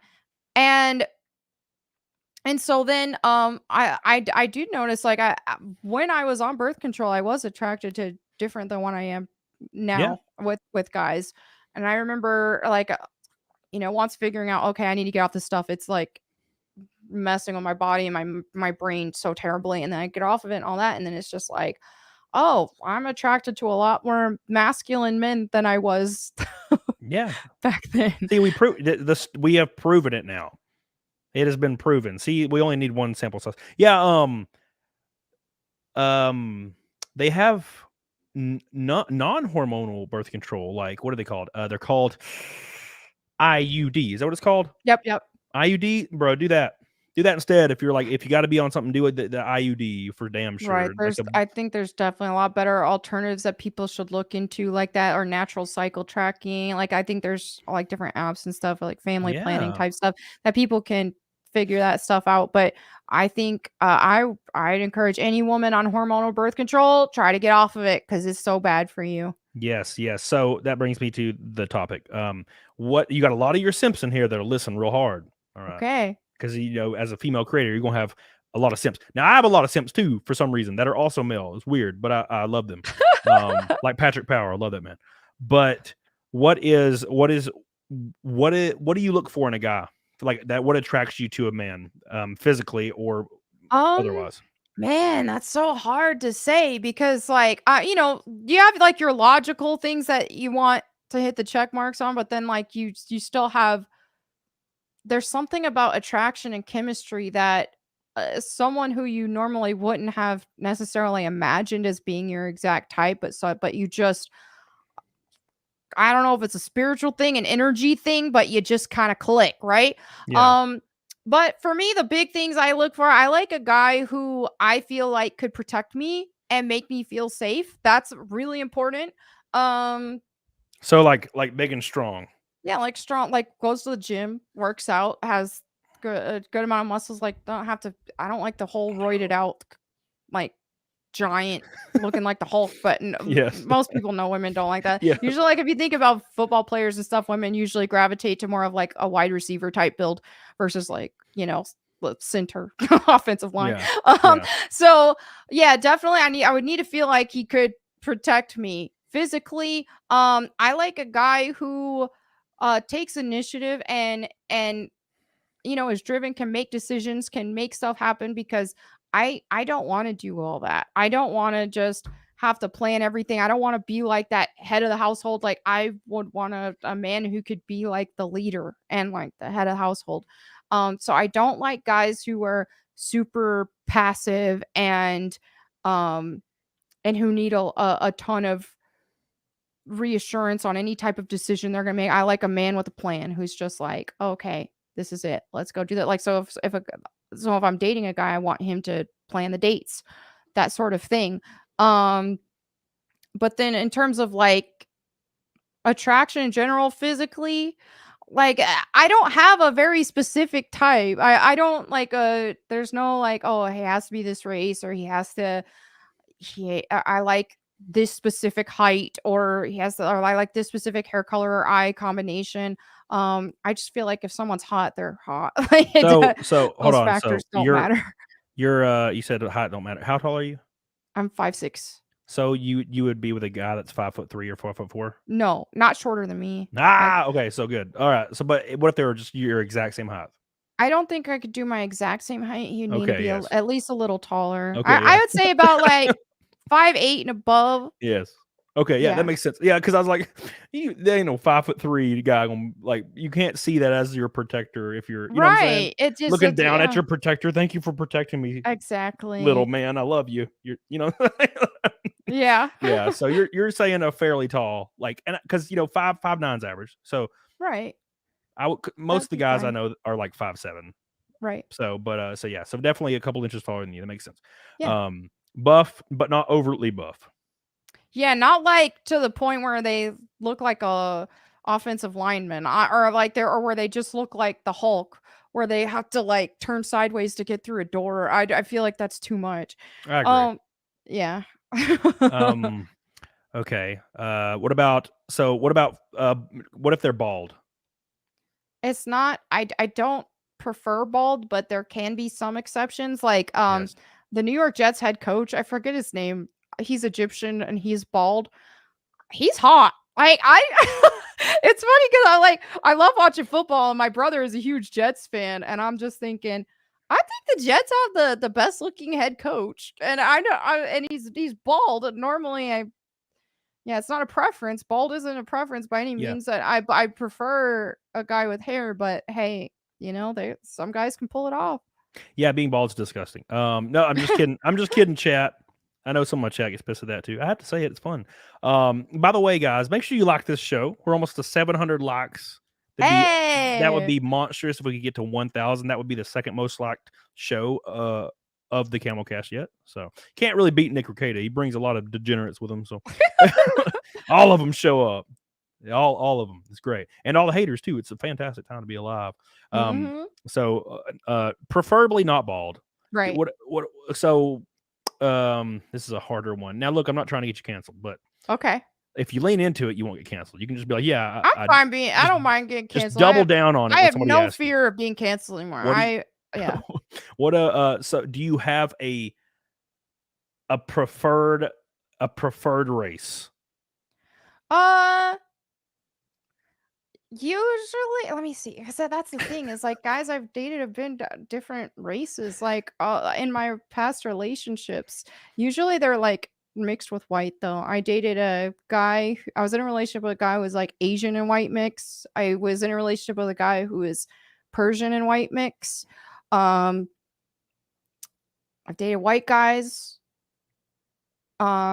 So yeah, I mean, I'm open to any race pretty much. Like I'm not super particular on that. I'd say What if? yeah, What if they happen to live in inner city Chicago? Chicago, or it's like the crime is terrible. I'm just saying, like, what is the main demographic there? What, like, Right, I get you. I get you. What if? I haven't ever dated a black guy before. If that's what you're trying to get around to asking, if I No, I but, wasn't. No, I wasn't asking that at all. It's fine. I wouldn't be opposed to if I was attracted to the guy who's a good Christian man and like, you know, I just act together, good job, all that kind of stuff. But yeah, I mean, I'd be open to it, but I currently haven't dated a black guy before. Okay, so yeah, so I've hooked up with black girls before, Mhm. but like Drex says, they're like German shepherds, man. So not my preferred, because I can't have somebody arguing with me all the time, man. It's just it's not my way of life. And they love to argue, and I don't know what the hell that's about. I like Latino girls a lot. There's something about them. They're just so like traditional woman. They don't even try to be. They just are. But they can be fiery though, man. that's what I was about to say. So they get so like if they're mad. they get so damn jealous, and I hate that shit. So that's the other thing. So I prefer, but I like Latino girls, and I've never really been attracted to Asian girls for some reason, and I don't really know. Oh, why. really? I feel like if I was a dude, that would be all I would date is Asian girls. That's what they all do. Because I think they are the prettiest. The women are Asian girls, in my opinion. Yeah. I don't necessarily agree, and I don't know what it is because all my dude friends, that's all they're about. But I've hooked up with Asian girls off Tinder because I live in a college town, so like a lot of these girls were Asian, and I don't know. I just didn't feel the jive. Hey, that's not your type. That's fine. Love white girls. Right. Gotta love white girls. Something about them. So it's just nasty, and I love it. I don't know. Some white girls aren't afraid, man. They just don't care about nothing. Yeah. And usually, like they can fall in all different kinds of like demographic. Like sometimes they can be fiery as hell, but then you can just avoid that one, and then you'll find the like super cool, laid back, submissive one. Because I don't care what anybody says. If you work all day as a guy and you come home and immediately your chick's like chastising your ass, like that's like the worst thing in the world. So yeah, avoid that like a play. But unfortunately, there's not a lot of white girls like that, but the Latino girls will be like that. So okay, I get you. Yeah, because I do hear that from a lot of guys who look for women who aren't white just because too many white girls are just too headstrong, and they're not submissive enough. Quite frankly, a lot of them aren't. It's because they're raised by other white women. Yeah, and white women are the bane of my existence or everybody's existence, because if it wasn't for their asses, we wouldn't have all this virtue signaling, because that's all they do, man. That's their entire life is virtue signaling. They are the worst with all that. The most Karen-y people, they're the white women. A lot of white women do. White women have the audacity to tell black men or black women why they should be offended when they're not. Exactly. Yep. Oh, I don't know if you know this, Tyrone, but this actually is extremely racist towards your people. And like Tyrone's like, I don't care. Like, I judge people by their character, and then they're like, "Well, you're just an Uncle Tom." Then and I'm just like, "Oh, I know what? Can't believe that they have a lot of audacity." I've seen that. I've seen like on Twitter and stuff. Like, I'll see a girl like I follow who's like a black girl, and then she's like a really based black girl, and then like a white woman will tell her like, "Oh, well, call her." Some sort of a slur or whatever, or "Oh no, you're just an Uncle Tom" or whatever. I'm just like, am I reading this right now? Yeah, dude. Yeah, dude. And it sucks because that's like my preferred like clap is a white girl. It sucks. So yeah, I mean it's tough. Like outside of now, if you find a white girl who's more religious, then like when we're supposed to be, I get it now. That's Melanie. A bit different. No, I'm just saying this is one of the good things about religion in general, or about like Christianity especially. It teaches men how to be a good man, and it teaches women how to be a good woman, and it teaches like that dynamic in a relationship. Like husbands, step up your game. You're supposed to be a leader, and wives, you're supposed to be submissive.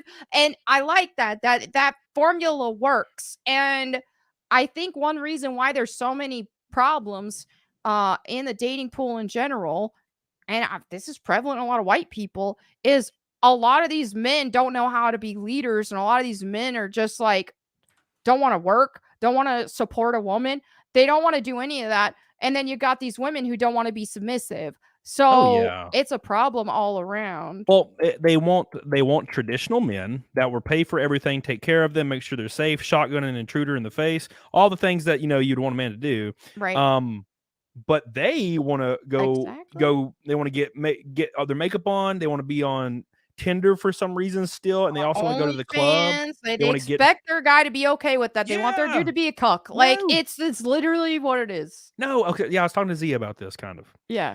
and I was like, no offense, but I would never ever be with a woman that has an OnlyFans ever. You should. That is Like, I mean, insane. if some guy's okay with whatever, that's his prerogative. But I don't think there's anything wrong with you having that standard. I wouldn't want that either. Yeah, and I asked her, I'm like, well, would you be okay if I had an OnlyFans? And she's like, well, yeah. And I was like, all right, now what if my OnlyFans content, the niche I was in was plowing chicks that weren't you? Yeah.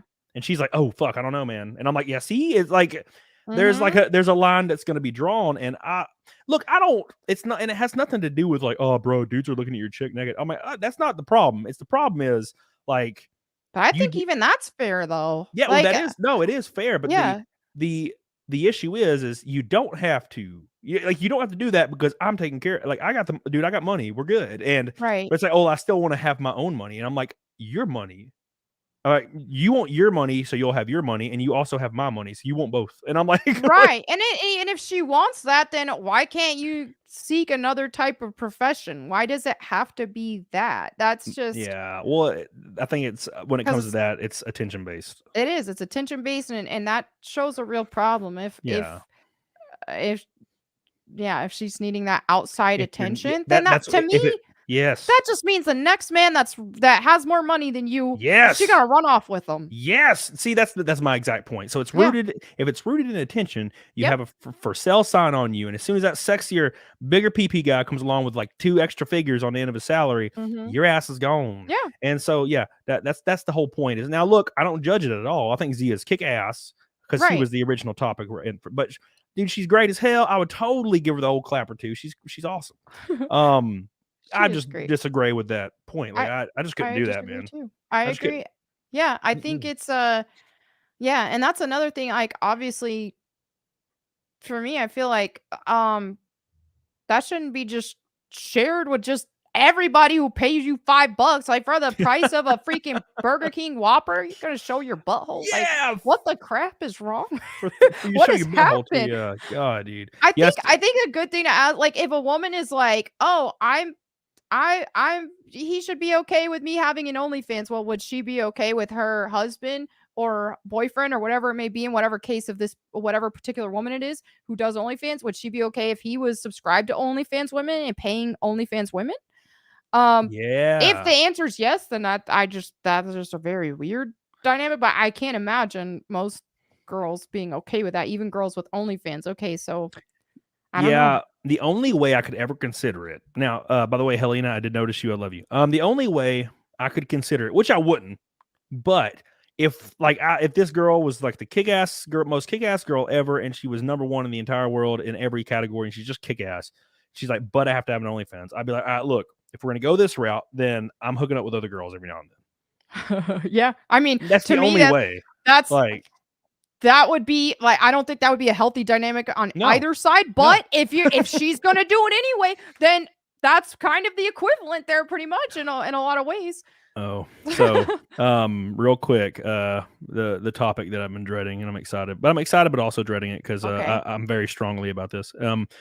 By the way, we are 290 from Fight Milk.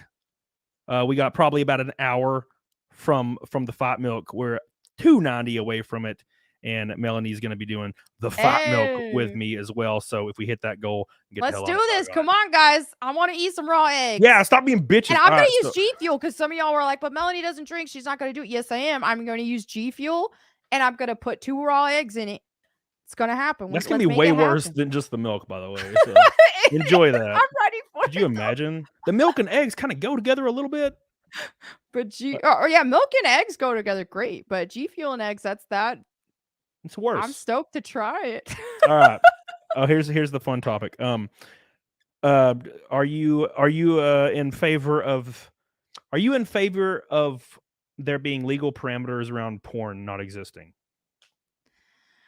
See, that's the thing is I'm not sure about. I think porn rots people's brains, and I think Yes. that people are better off like not watching that and stuff, but to make it illegal, I'm not sure. I think that there maybe should be some sort of parameters just because there are like underage girls who are being affected by Yeah, this. sure. There are grape victims, all that stuff of people recording that they Yep. can't even get their own stuff off of Pornhub, for example, because their Right. abuser put it up there or something like that.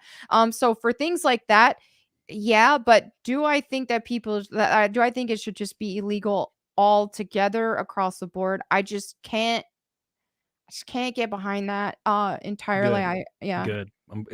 I agree with you. Now, as far as I never consider the like underage and the grape stuff because I feel like that should be a no brainer.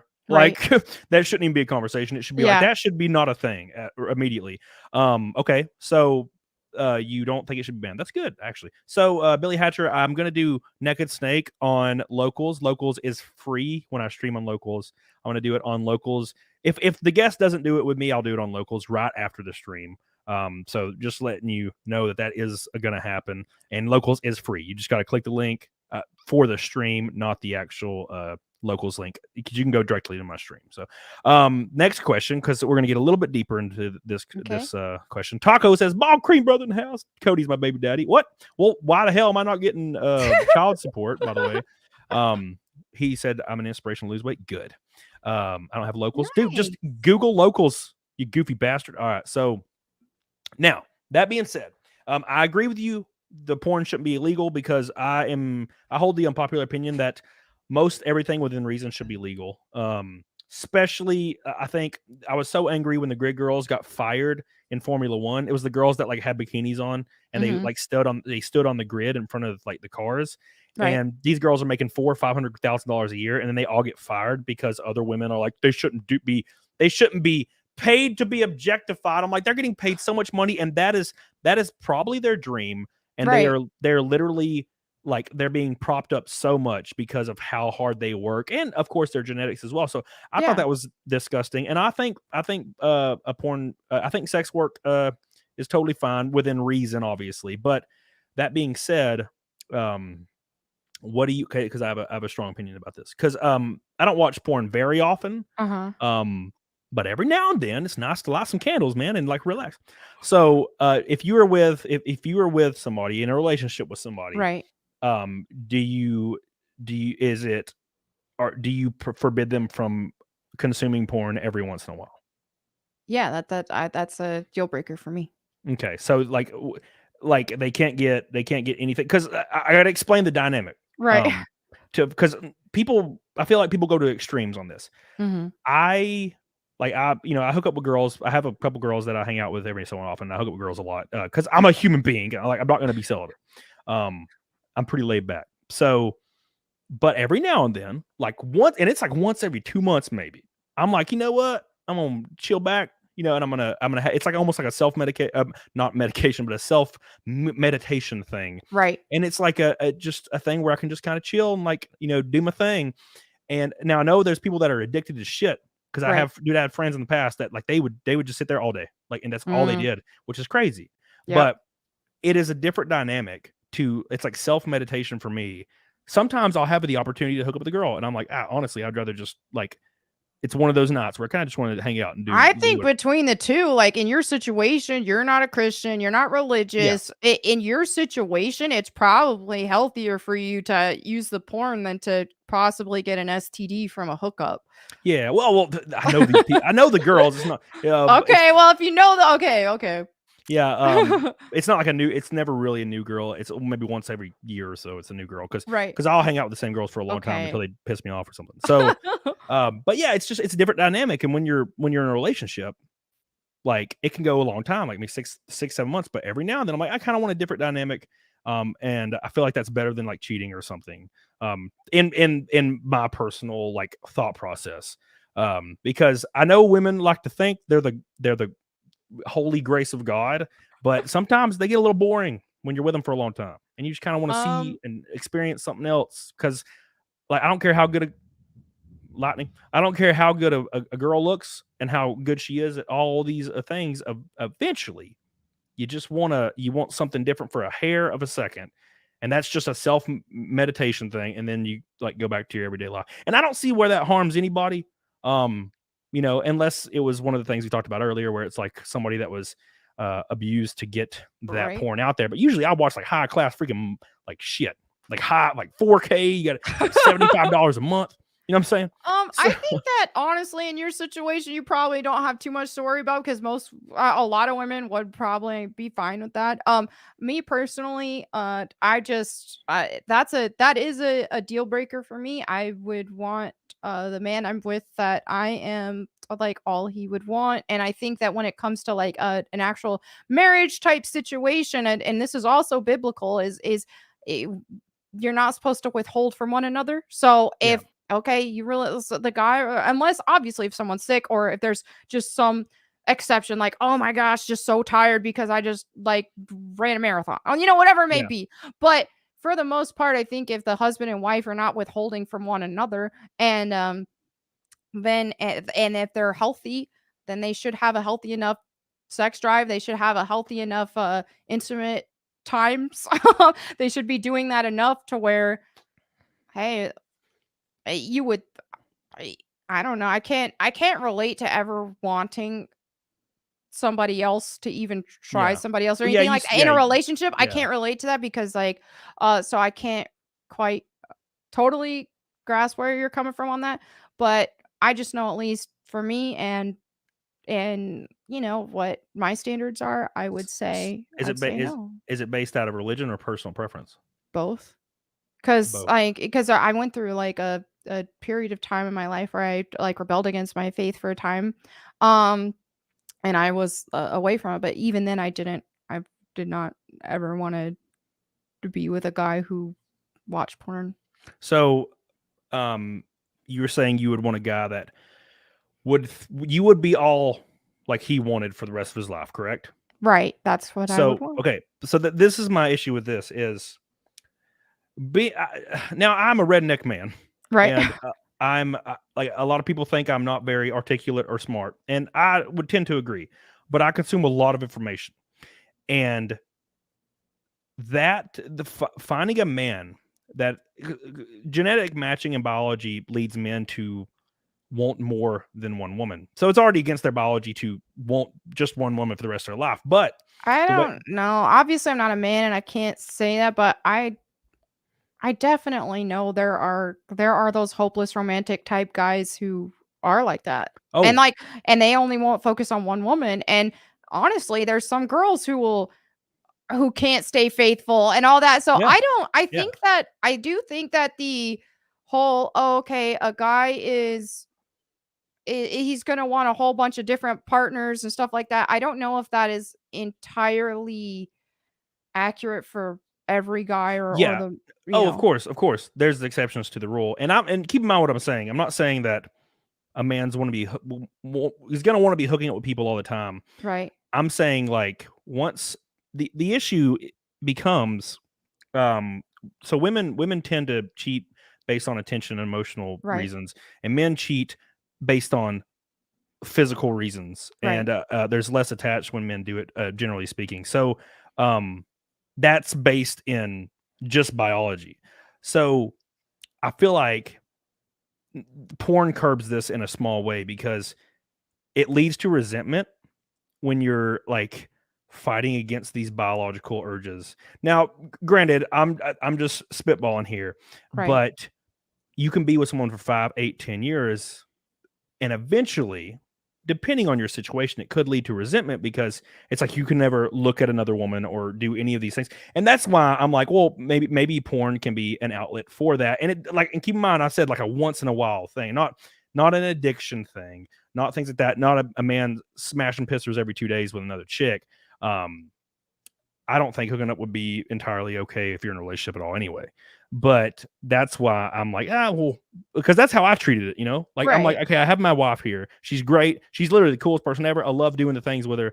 But every now and then Like I'm like, yeah, I kind of want to relax and kind of hang out with myself and get it done. And that would be like sometimes once every like 6-8 months at times. Right. But I felt like it kept me from ever even thinking, because I didn't even think, like I didn't even fathom even looking at another woman. I think from a secular standpoint, that sounds perfectly reasonable. But I think especially, but if you're really looking more into like, if you look at more of like, people of faith, for example, or something like that, part of that is that part of being a Christian, for example, is that we don't give in to our fleshly desires, right? So just think about something like, diet, for example, and how you're wanting to get in shape. And you said you just had chicken and rice every day for 6 months or however many months it was, and you had 0 cheat days.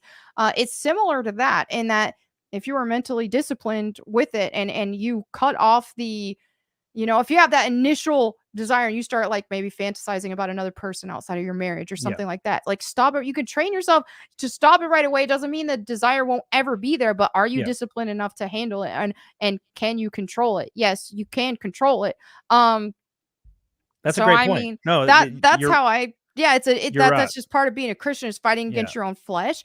And then not only that, but then when you are, if you're an active Christian, you're reading the Bible every day, you're praying every day, and you're spirit filled, it puts you in a state of mind where you don't even want to sin. Because not even for, I don't want to sin because I don't want to go to hell. It's just like, I don't want to because like that doesn't feel right to me type thing. So yeah, this is why I think with this kind of topic in particular, it is going to be a bit different based on a secular standpoint versus a religious standpoint. Yeah, I agree. That's why I was like, is it more like personal or like religious? So that's a great point though. So it's akin to dieting, right? So I eat chicken and rice pretty strictly, with the exception of Vegas. I eat chicken and rice without fail for 12 weeks. Like that's what I do. Right. But the question is, could I, like Cody, eat chicken and rice for 37 years? And the answer is absolutely not, without putting a gun in my mouth. So like that's how I look at it, because there's no way in hell. Like there's just no, I would be a dead person. But chicken and rice is pretty bland. So I would say if the woman you picked wasn't as bland as chicken and rice, that might help. Oh, okay then, cool. I agree exactly. So just picture of it being like pizza and donuts or whatever your favorite food is. Like picture it that when you're having sex with her, just picture her as a giant donut. And you'll be fine. Exactly. Says, first super chat to you. Found you through Nick. I'm always entertained by your shows. Keep it up. Charisma 10. Well, I appreciate that. So what you're saying is, if you marry a lady and like 10 years down the road she gains 200 pounds, then you might consider like it being okay. Well, I think in those type of situations too, it's ideal for both partners to want to stay as attractive as possible for the other person. So if one person is just going to quit carrying and get really fat and unhealthy, and which reflects your looks as well, and uglier because of that, and they quit trying on their looks, then that's natural for the other person to be not satisfied, and it would make things a lot difficult for them to fight those temptations. Oh, okay, good. I don't justify it. I don't think cheating's ever good, obviously. I agree. But I'm just saying, people that like someone should want, anybody should want to be attractive to their partner, and they should.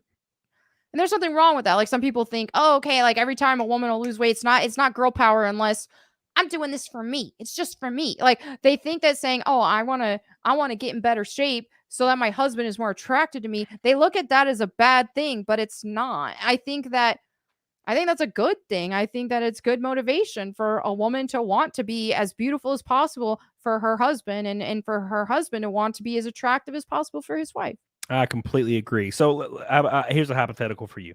And this isn't an entrapment like kind of question, but so what if you're married, like Melonie's married, and you go through some kind of weird diagnosed issue where you gain 150 pounds and you're still with your husband, and like your husband's doing everything he can, whatever,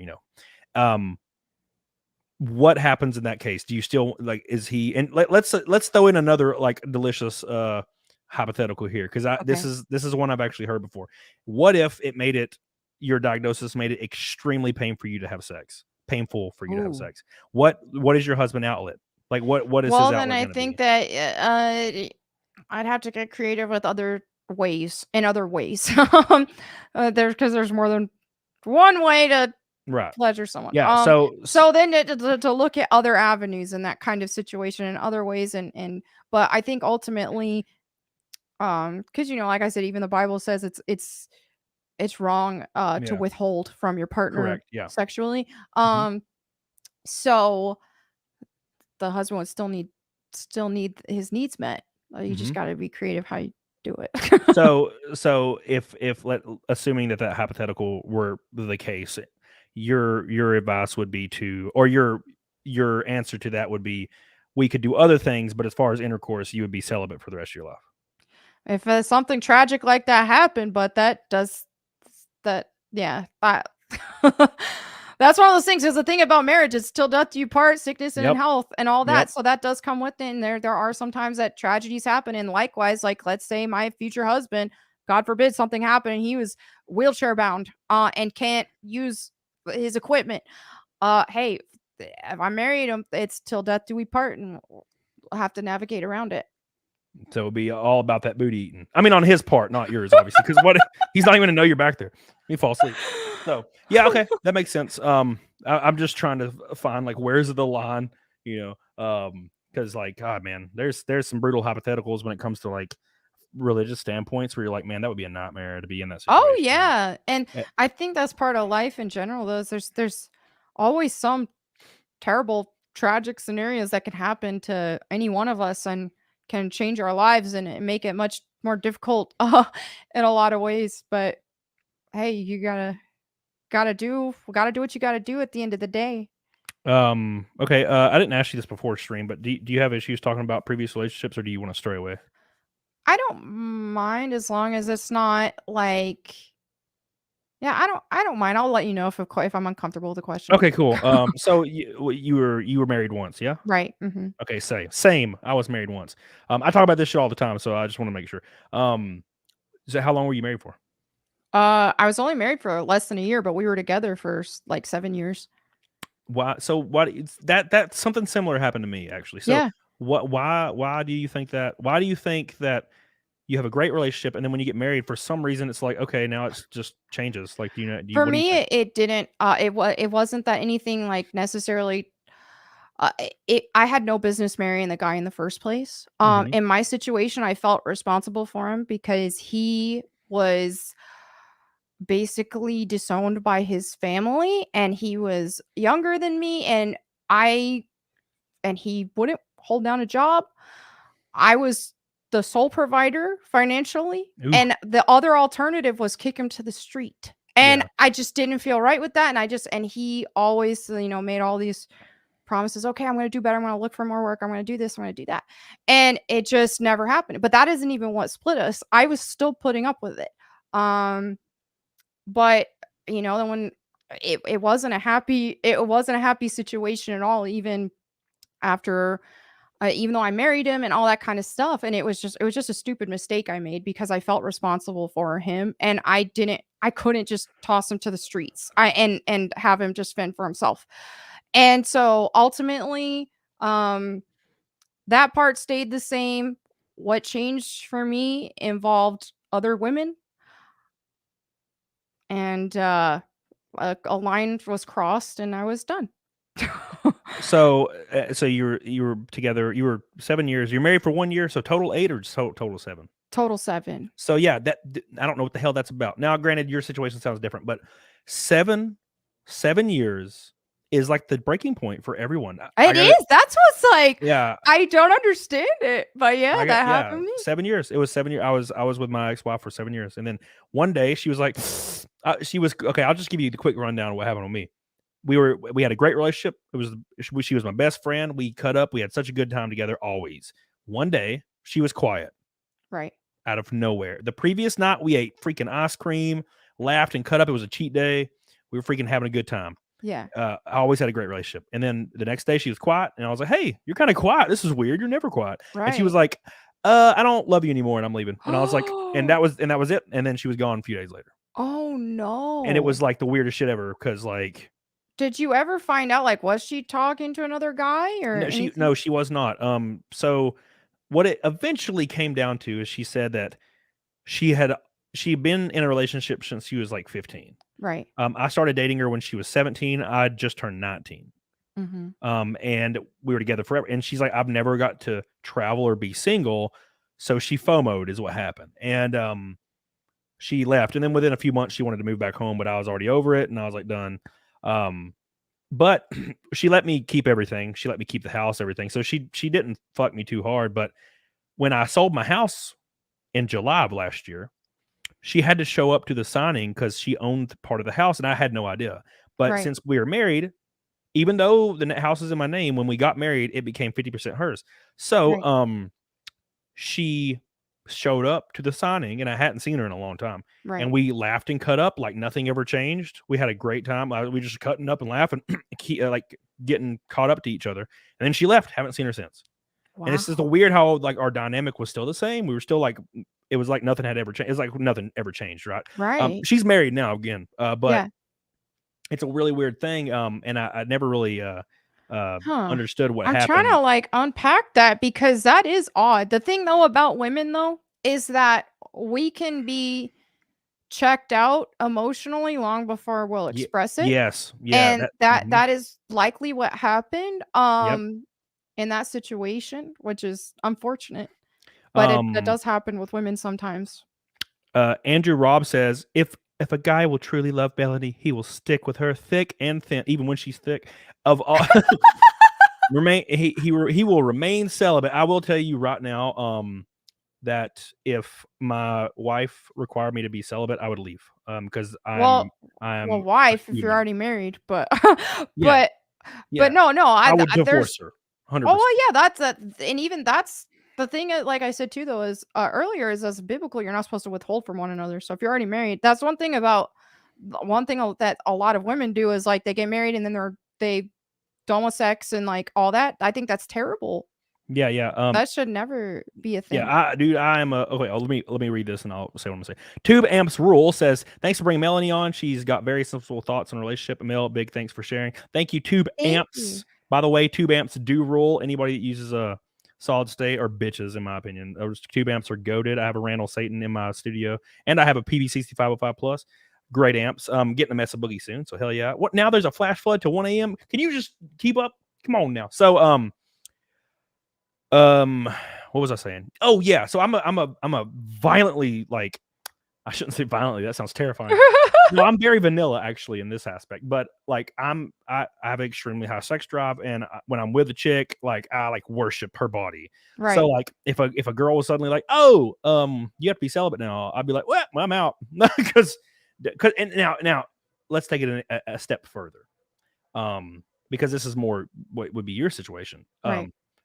Okay, let's assume you're celibate now, but Right. I still can't like watch porn every once in a while, bro. I'm out. I'm fucking gone. Like, so there's no way in hell. Yeah, like I said, from a secular standpoint, I totally get where you're coming from. I think it makes sense. That's another reason why I need to be with a Christian guy. And so some people will like give me a hard time about that or tell me I'm being snobby because I don't want to date a guy who's I don't align with or that we're not the same faith. But there's reasons why is because there are things like that we need to be on the same page on. So that's why I need to pursue a Christian guy. So, do you have any? Are you comfortable to say what was the catalyst? Because I didn't really have a catalyst. What was the catalyst in your relationship, which you were like, finally like, fuck this? Like I said, I was done and I was checked out after a boundary was crossed involving other women. Okay. Well, that makes sense. Yes. Yeah, that makes sense. After that boundary was crossed, that's when I was done. I put up with way more than I ever should have. And I should have never even married the guy. Not to say I'm so perfect and he did everything wrong. Like I have my own issues and plenty of them, but there are certain things that I feel like I couldn't have worked through. And that was one of them. And by then it all compiled. I was like, I've already been dealing with all this and that and the other. And plus the situation and how it was because he wasn't working and because he wasn't providing at all. it ruined our dynamic. I didn't see him like a man. And Like it was, oh yeah. I didn't see him like a man at all. He was a very attractive guy, but just I could not see him as a man at all. Okay, hypothetical. So this is now. Well, let's assume it's a different person. Okay. Manly man, 6'2", ripped but not overly ripped. Right. Extremely wealthy, takes care of you, does everything that he should and more as a man. But you find out that he cheated 6 months ago, and it was a one-time thing. That what would happen? Would you work through it? Probably not. I don't handle infidelity. I probably couldn't get past that. And if that happened, like if I had to go through like a similar thing twice like that, I'd probably be I'd just accept being single at that point if that happened to me. If I married again and got cheated on, I'd be done. Yeah. Okay. That's not a bad opinion at all. Yeah. I kind of agree with you. Now, granted, I'm a guy. So I kind of think a little bit differently in that aspect. But no, if I was with a woman and she cheated, because it's emotional based and attention based when a woman cheats, generally. Yeah. I'd be like, get the hell out of my house. Don't even talk to me ever again. So I hold the same opinion. David R says I can't be celibate. That would be ending the human race. No, it wouldn't be. No one's gonna be procreating you, David. Anyway, you're fine. Just kidding, David. I love you. 240 from Fight Milk Gold, by the way. So yeah, dude, this is a great discussion. We have been, even though you didn't budge any, it was a great discussion. It's good that you're holding to your standards, although I mean I disagree with a lot of it, but that means that people listening know if there's some sexy ass guy in the chat for some weird reason, and he's like, I'm gonna marry that girl one day, he knows where he has to stand. Exactly. And that's the thing is I get so many people when I talk about, how long I've been single and all this and stuff like that. And then they're just like, oh, but how? Don't you have options and this and that? And it's just like, well, I have certain standards and things that I want. And we have to align on that. And when you really unpack that more like you've done here and you've found out what I'm looking for and especially like aligning on a spiritual level with Christianity, all that kind of stuff. Then you start to get an idea of, okay, so what she wants is it's rare. It's not easy to find. And so, hey, that's it why. is. I will always defend somebody's right to have preferences. Like, because look, dude, regardless of what you have, like what you need to have or your preferences you have to have, I'm so sick of people judging people in a negative way or calling them certain things because of their preferences. Regardless of what those preferences may be. We're allowed to have preferences, and people who tell us that we can't, or, oh, you got to lower your standards, it just sounds like a hidden insecurity because for some reason they're comparing themselves to whatever your standards may be, which is ridiculous because you should be able to be okay with some random person on the internet having a different preference than whatever you are. Like there's plenty of guys who like they could just not date me because of a multitude of reasons. That's fine. They're allowed to have their standards. I wouldn't tell them to change their standards. And now Richard, real quick with a great joke. I got to hang out with him for the first time this weekend. I love you, Richard. Saving myself for God, or the first person that says yes. I said yes last weekend, Richard. You knew shit. Snafu says, Melanie, that Christian man doesn't exist. Through life and God, you should understand that. Even the most manly Christians have done things at some point. Well, see, I never at any point said that they could have never done any of the things I talked about. My point was that this needs to be a current active thing. Past is the past. I've done things in the past that I don't do now. So it's just like, no, when I say I have these standards, I don't mean, oh, a guy can't have ever looked at porn in his life. I just don't want a guy actively looking at porn. And you have that right. Like you have that right to be like, look, Mr. Man that is attracted to me.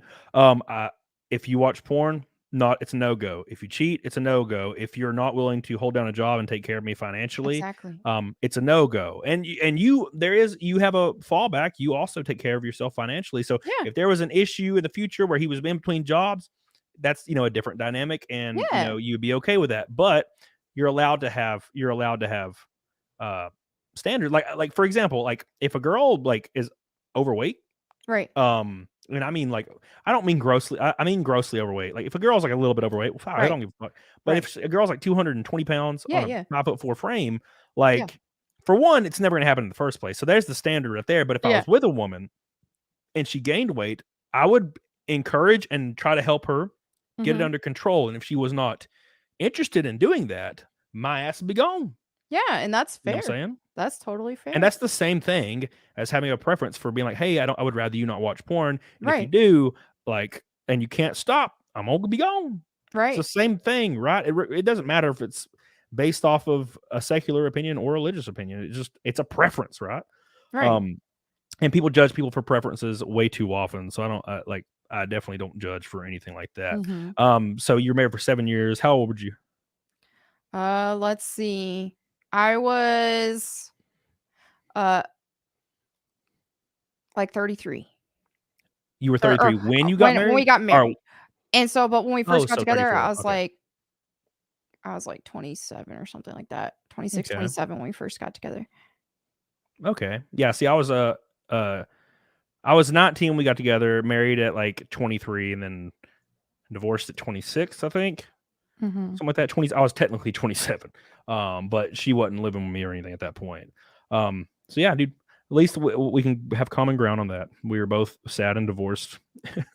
And divorced. No, but that's the thing is, even with that, because I think a lot of people who haven't experienced divorce don't understand just how tough it is. Like, and even if it was for the best, it is a very difficult thing to go through, and it's something it takes a lot to heal from as well, and it's tough. But even so, like when I look at life ever since, like I've never regretted it. No matter how lonely I've felt, no matter how sad I felt, no matter how much I cried about everything, and I've never regretted it. Because it's so much better to be alone and to feel lonely, actually alone, than to feel lonely with somebody that makes you miserable. Yeah, dude, I completely agree with that. And it's a different vibe entirely. But like when I was hanging out with a girl that I'd hook up with every once in a while, and I didn't like being around her, it was miserable being around her. Push Up says, "What if the guy likes tomatoes? So what if he had what if he has a different diet than you? Does that matter?" I don't care. That's never bothered me because when I started carnivore, I was in a relationship, and I never once pressured him to. I never even asked him to do carnivore. I would cook my carnivore foods, and I would cook him some food for whatever he wanted. Like that's not an issue for me. As long as it's not vegan. I can't date a vegan guy. I refuse. I agree, because he's gonna look like he's gonna fall apart at any moment. Exactly. He's gotta be strong. He gotta be able to. It goes against your. It has to be protector, strong man. Exactly. Yep. You can't protect somebody when you can't lift like a 2x4, man. By the way, guys, we are 190 likes. From 1,000, making it the most liked show other than Nick Ricada. Let's do this. We need to break the records, except whatever Ricadas was. Yeah, he's a cheater. And then 228 until 5 milk, and that is for Come both on, I want people. to drink some G Fuel with eggs in it. Let's make it happen. I don't know why she wants to, but yeah, we're gonna do it. I've been waiting for this. Yeah, not me, man. I hate it. I hate it so much because something about it. It gives me like a headache nowadays. I don't know why. I might be becoming slightly what is that? What is it? A lactose intolerant? Well, no, Fairlife doesn't have lactose in it though. I only drink Fairlife milk. It's the ones where they beat the baby calves. Oh, okay. And I'm okay with that as long as the milk's good. Like you can beat the calf all day. I ain't there watching you beat the calf. Yeah, dude, it's all good. Somebody says, is Melanie going to participate in Naked Snake? No, I will be doing. Oh, let me talk about that because I'm stupid. I'm doing Naked Snake directly after the stream on Locals. It is free. I will post a link in the chat. It is completely free to just click on the link and you will see my goofy ass sitting there. Same shit. So just letting you guys know we're going to do that. Dark Fox says, divorced at 33 back in 2013. She cheated on me and got pregnant from. Oh my God, I'll kill her. Dude, I'll be like, that'd be Cody in jail time. Slightly famous YouTuber, not very famous, slightly well-known YouTuber kills wife. No, dude, no. Oh man, it's something about it. It. I'm just like, I was shotgun your ass. Not really, but God, there was a situation recently. I can see how you get angry and feel those thoughts, but just like obviously not act on them. Yeah. There was a situation I was watching. It was like a some kind of lawsuit or a trial, and the like wife had did something just so dastardly, man. Like she tried to have her husband killed, and the guy failed, and she was like had another family with another family, and it was just wild. I just kill her. Wow. I just go to jail. I just kill her. Like Just go to jail, have no bills to pay. yeah, yeah, cheating that's a joke. I wouldn't do anything, but like God, dude, Right. there's certain situations where I'm like, yeah, just kill her, man. Can't remember what the situation though. It was something real rough. Can't remember what it was though. Like God. Anyways, Push Up said, what the hell did he say?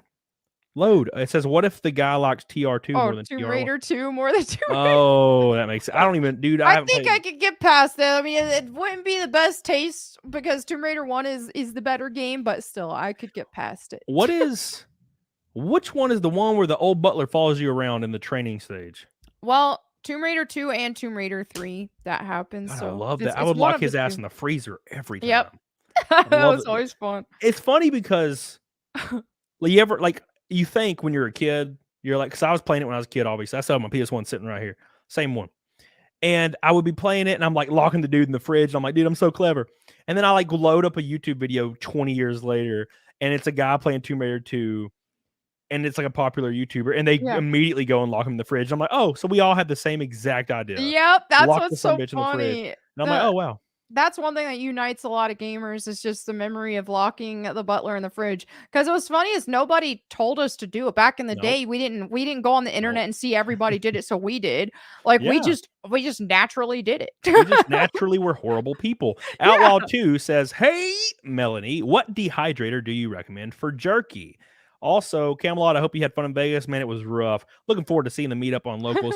I will be posting a exclusive show that happened and was recorded at the Ahern Hotel with me, Dick Masterson, and Nick Ricada. It'll be on my Locals and Nick's Locals exclusively, so you can join to see that. But yeah, so what dehydrator do you recommend for jerky? I think if you can find like a dehydrator and air fryer combo, that would be ideal if you don't already have an air fryer. I can't remember the brand of my dehydrator I use. But I got on Amazon. It had a bunch of good reviews on it. I've used it a few times and I like it. So, but yeah, if you can find a air fryer dehydrator combo, look for one of those. Damn, son. Didn't even give him a brand. This dude drops $100 and you're like, I mean, if I can just find Google it. one I had, let me. Just Google it. I'll work on that and get back while we're continuing the show. I'm just kidding. Don't want to hold everybody out. Outlaw 2. He's a bitch. I love you, Outlaw 2. Thank you so much for your huge, delicious Red Bull. You're a damn maniac. Carrie Davidson says, great stream. Melanie is a breath of fresh air. What are you trying to say? Thank you. What are you trying to say, Carrie? What does that mean? What do you mean a breath of fresh air? I'm talking about like dicks and asses, and you're like, oh, Melanie's a breath of fresh air. She doesn't use talk dick once. Dark Side Droids, I love you. Thank you for your orange boy. You're goated as hell. And Robert Leia, we already talked about butter, man. She already has talked exclusively about butter. I love me some butter. Yeah, dude, I love butter too, but like not for the. I think we have different reasons. I just like like how it tastes. It tastes. I like the taste of it too, though, because some people they say it when they watch like those little TikToks I make or whatever, and they're just like, "How can you eat butter like that?" I'm like, "Cause it tastes good." What do you mean? They're like, "I would puke," and I'm thinking, "What the crap?" I think it tastes amazing. So, is there really benefits to eating an entire stick of butter? Well, it not unless like if you were doing a very low carb type diet and stuff, you can get away with it, and it's great because like high fat macros are really good because they're very satiating, and also have very low insulin impact, if any. So it's good for those reasons. But if you're not on a low carb diet, I would not advise eating a whole stick of butter at a time because then you're gonna have the fats plus carbs combo, the carbs spiking the insulin. And when your insulin is really spiked, it tells your body, hey, we need to store some fat. So then when you're intaking a bunch of dietary fat like that, then yeah, your body's going to want to store that. I found the dehydrator. It is a Cosori, Cosori, Cosori food dehydrator. Has 15,000 reviews of 5 stars. 6-tray dehydrator machine, $159 on Amazon. That is the one that I got, and I think it's great. I like it. I have a random air fryer, and that's all I have. I don't even know. I don't know the brand either. But also, wasn't paid $100 to find out. So I appreciate you, Outlaw 2. There is your answer. We are $80 from Fight Milk. Oh, we're so close. Yeah, dude. They was succulent Chinese meal says, "What kind of psycho eats butter sticks?" Me. Apparently, Melanie. There you go. God, man, I couldn't imagine. I love, dude. When I eat pancakes, I'll just rub it all over the pancakes. Man, that is one thing I miss is pancakes. Pancakes are so good. Yeah, I don't eat them very often, but when I do, right, I kind of have my own like carnivore version that I do. Well, I do it like waffles instead, but I take cream cheese, eggs, and I think it's just cream cheese and eggs. Sometimes some butter with it. I'll mix it up, and then I'll put it in like a waffle maker. Put some more butter on top, and then I put honey on top because now this is a little controversial in the carnivore community. Some say no honey. I disagree. Honey is bee vomit. Canceled. It comes from an animal. You know what's funny is I eat like 2 tablespoons. Obviously, you're gonna want to like moderate how much honey you eat if you're trying to stay in ketosis. But I mean, for those who want to, obviously not everyone has to. I like being in ketosis. I feel more energy when I am. So I will eat 2 tablespoons of honey a day, which is like near 40 grams of carbs. And I still stay on those pea sticks. I still stay in maximum ketosis. It does not kick me out. Pea sticks? The hell yeah, there's these keto sticks. You pee on them and it'll tell you your ketones. Oh. Now, obviously that can be changed. Not like you can, the readings can be a little inaccurate if you, for example, just drank a whole ton of water. And then it's getting diluted, for example. But if you like pee on those sticks first thing in the morning, that's how you're going to get your more. I want to pee on I want to pee on a stick and tell me how much keto I'm in. It'd probably be not good right now because I just got back from Vegas. But in a week, I'll be right back on target. I ate some chicken and rice like right before the stream, and I was like, "Oh yeah, I'm back." Now, granted, I got pretty good at making it, so it's kind of nice. Okay. Carrie said, "I meant a woman with her shit together. Love you." Oh, well, thank there you go. They're saying you have your shit together. That's a nice compliment. Thank you. Well, I see your views, so your ad revenue must be pretty slick. So you probably got your shit together. Yeah, there was a while there where you were getting way more views than I could even fathom. And October was the best month I've ever had in the history of my life on YouTube. It was right when like She-Hulk was still airing. Yeah. And when the announcements for the Velma show, all that, and then the Rings of Power stuff, we just had so many great topics that were showing in suggested feeds like crazy. That was insane. That month was. Dude, I talked about the Ackman situation, and as soon as I did, it was my videos went from getting 60K per to like 8K overnight, and I was like, well, I guess I'm dead now. And then, well, it's all about topic, man. Yeah. Then January hit, and it was almost like YouTube pressed the button and it went all back to normal. And I was like, well, okay then. Yeah, it's so funny how that happened. Weird. Yeah, and like this month, every month since December has been like almost a record month for me. Nice. Like in 4 years, and except for there was 1 month in May of 2021 that was unmatched. But other than that, as far as revenue goes, I'm still breaking records. But as views, man, there was only 1 month I had like a 1.6 million view month. Yeah. Which is a lot for my ass. And now it's pretty much like 600,000 to 800,000. But I don't put out a lot of videos. That's still good though. Yeah. And if you're not like, I don't know what your upload schedule is exactly. For me to maintain over 1 million views a month, I have to upload at least 5 days a week. Yeah, usually. I do like once or twice a week. Okay. Well, to maintain those kind of views on once or twice a week is really good. Yeah. I get all my watch time though is like 100K hours, which is like, is it 100K? I think it's 100K hours. It's a lot. Right. That's good. And it's because I stream so damn much, and because I prefer it. I just prefer like streaming and stuff. I love making videos too, but I just love streaming. It's just streaming's fun because I started doing that again, but I stream over at Twitch. I've considered on YouTube, but I don't know. I've already had my Twitch channel for so long and already have a big base there. Yeah, so. They wouldn't partner me. Bastards. Oh, they won't partner you, dude. No. Twitch they're tough sometimes. Yeah. So I just I tweeted that out real quick. Let me read these and then I'll tell you what happened with that. What brand of butter do you recommend? I mean, I think ideally you can get some raw butter from your local farmer, unpasteurized butter. That is the best. But other than that, Kerrygold butter is amazing for store-bought Carrie, that, butters. that just sounds tasty. Yeah, it's like Irish butter, a grass-fed Irish butter. Kyle Kluken with a $70 super chat. Hey! Thank you so much. He said good times, which was actually ironically, is that the right word? Was the very first chat when I scheduled the stream like an hour before the stream. So thank you, Kyle Kluken. I love you. I appreciate you, dude. That puts us at Fight Milk, but we have probably 15 to 20 minutes. Okay. I don't know if I haven't even mentioned this to you. I don't know if you'll do it, but if we get another 450, 440, can't do the math because there's one less decimal. Then I do double, which is just 4 eggs instead of 2. Okay. So if you're down for that, I am. Yeah. Oh, there you go, guys. You got 15, 20 minutes to grift the scammer, and then you got it. Who is this? Is this Eroticus? You must be. Nope. How you doing, baby? All right. Fuck. I was gonna say something. See, I was gonna say something. Let me scroll up. Food. We're talking about what kind of butter do you recommend? butter. Fuck. See, this is what happens. Yep, don't remember what it was, and it was gonna be such a great topic, and I'm sad. Oh, we're talking about YouTube shit. Oh yeah, that's right. Yeah. Well, I don't remember what that was about either. Well, at any rate, YouTube. So for some reason, YouTube only pushes streaming as well. Twitch wouldn't partner you. Yeah. Those bastards. So they wouldn't partner me. So I tweeted it out. I was like, Twitch is a bunch of bitches. And Rumble saw it.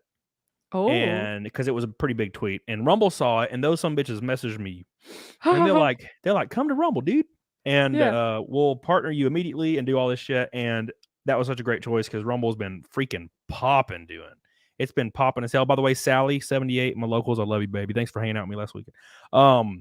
But it's like I get more reviews on my stream sometimes on Rumble than I do YouTube. That's amazing. And I have like 2 Rumble partners. I can talk to them. I can text them on the phone right now or call them if I wanted to. Man, that's helpful. Like and if something happens and you have a contact to help you get locked out of your account or something. Yeah, I wasn't getting paid. Like I did my payout and I just didn't get paid for like a month. So I just called my dude and he fixed it within like 10 minutes. Wow. So it's pretty badass. Boom from Jay Doer. Hey. Appreciate you, my friend. So yeah, it really worked out, and I'm glad I bitched about Twitch because it really helped me. Twitch is like the thing about Twitch is it's run by a bunch of woke peeps. They probably looked at your content and was like, oh. Yeah, that's exactly. And if I wasn't partnered longer ago, I don't see how they would partner me if I just applied now. I'm still surprised I'm not banned on Twitch for the things I talk about and say. Yeah, with Rumble so I give people this example when I talk about Rumble. I've streamed on Twitch for nearly 2 months, and it was like every other day, and I hit all the parameters to get partnered immediately. It destroyed them. My like average, I think viewers were like 120 or 130 or something. And I did it for about 2 months and hit all the things, and of course they didn't partner me, but in that time frame I made like $300 or $400 on Twitch in that time frame. Yeah. On Rumble I made like $4,000 in my first 2 months. Wow. So like that's like night and day difference. Yeah, there was just no damn conversation there. Right. Kyle Klee says, Melanie, ex GameStop manager here. I remember watching you on GameStop TV a few years ago. You and Lady Devin and some other girls were always together on there. You always stood out. Oh, thank you, Kyle. I didn't remember it. I'm gonna be honest, I didn't remember. I just, dude. I'm sure you didn't. You were at work. You were over it. It's fine. I memory hold that shit so hard that it was just gone. Like it went in one ear out the other. Like because oh god, dude, it was just so. And I feel like sometimes it would glitch and just keep playing the same shit for like every 5 minutes. Oh god, it was rough. It was absolutely just brutal, and I didn't like the format. Like.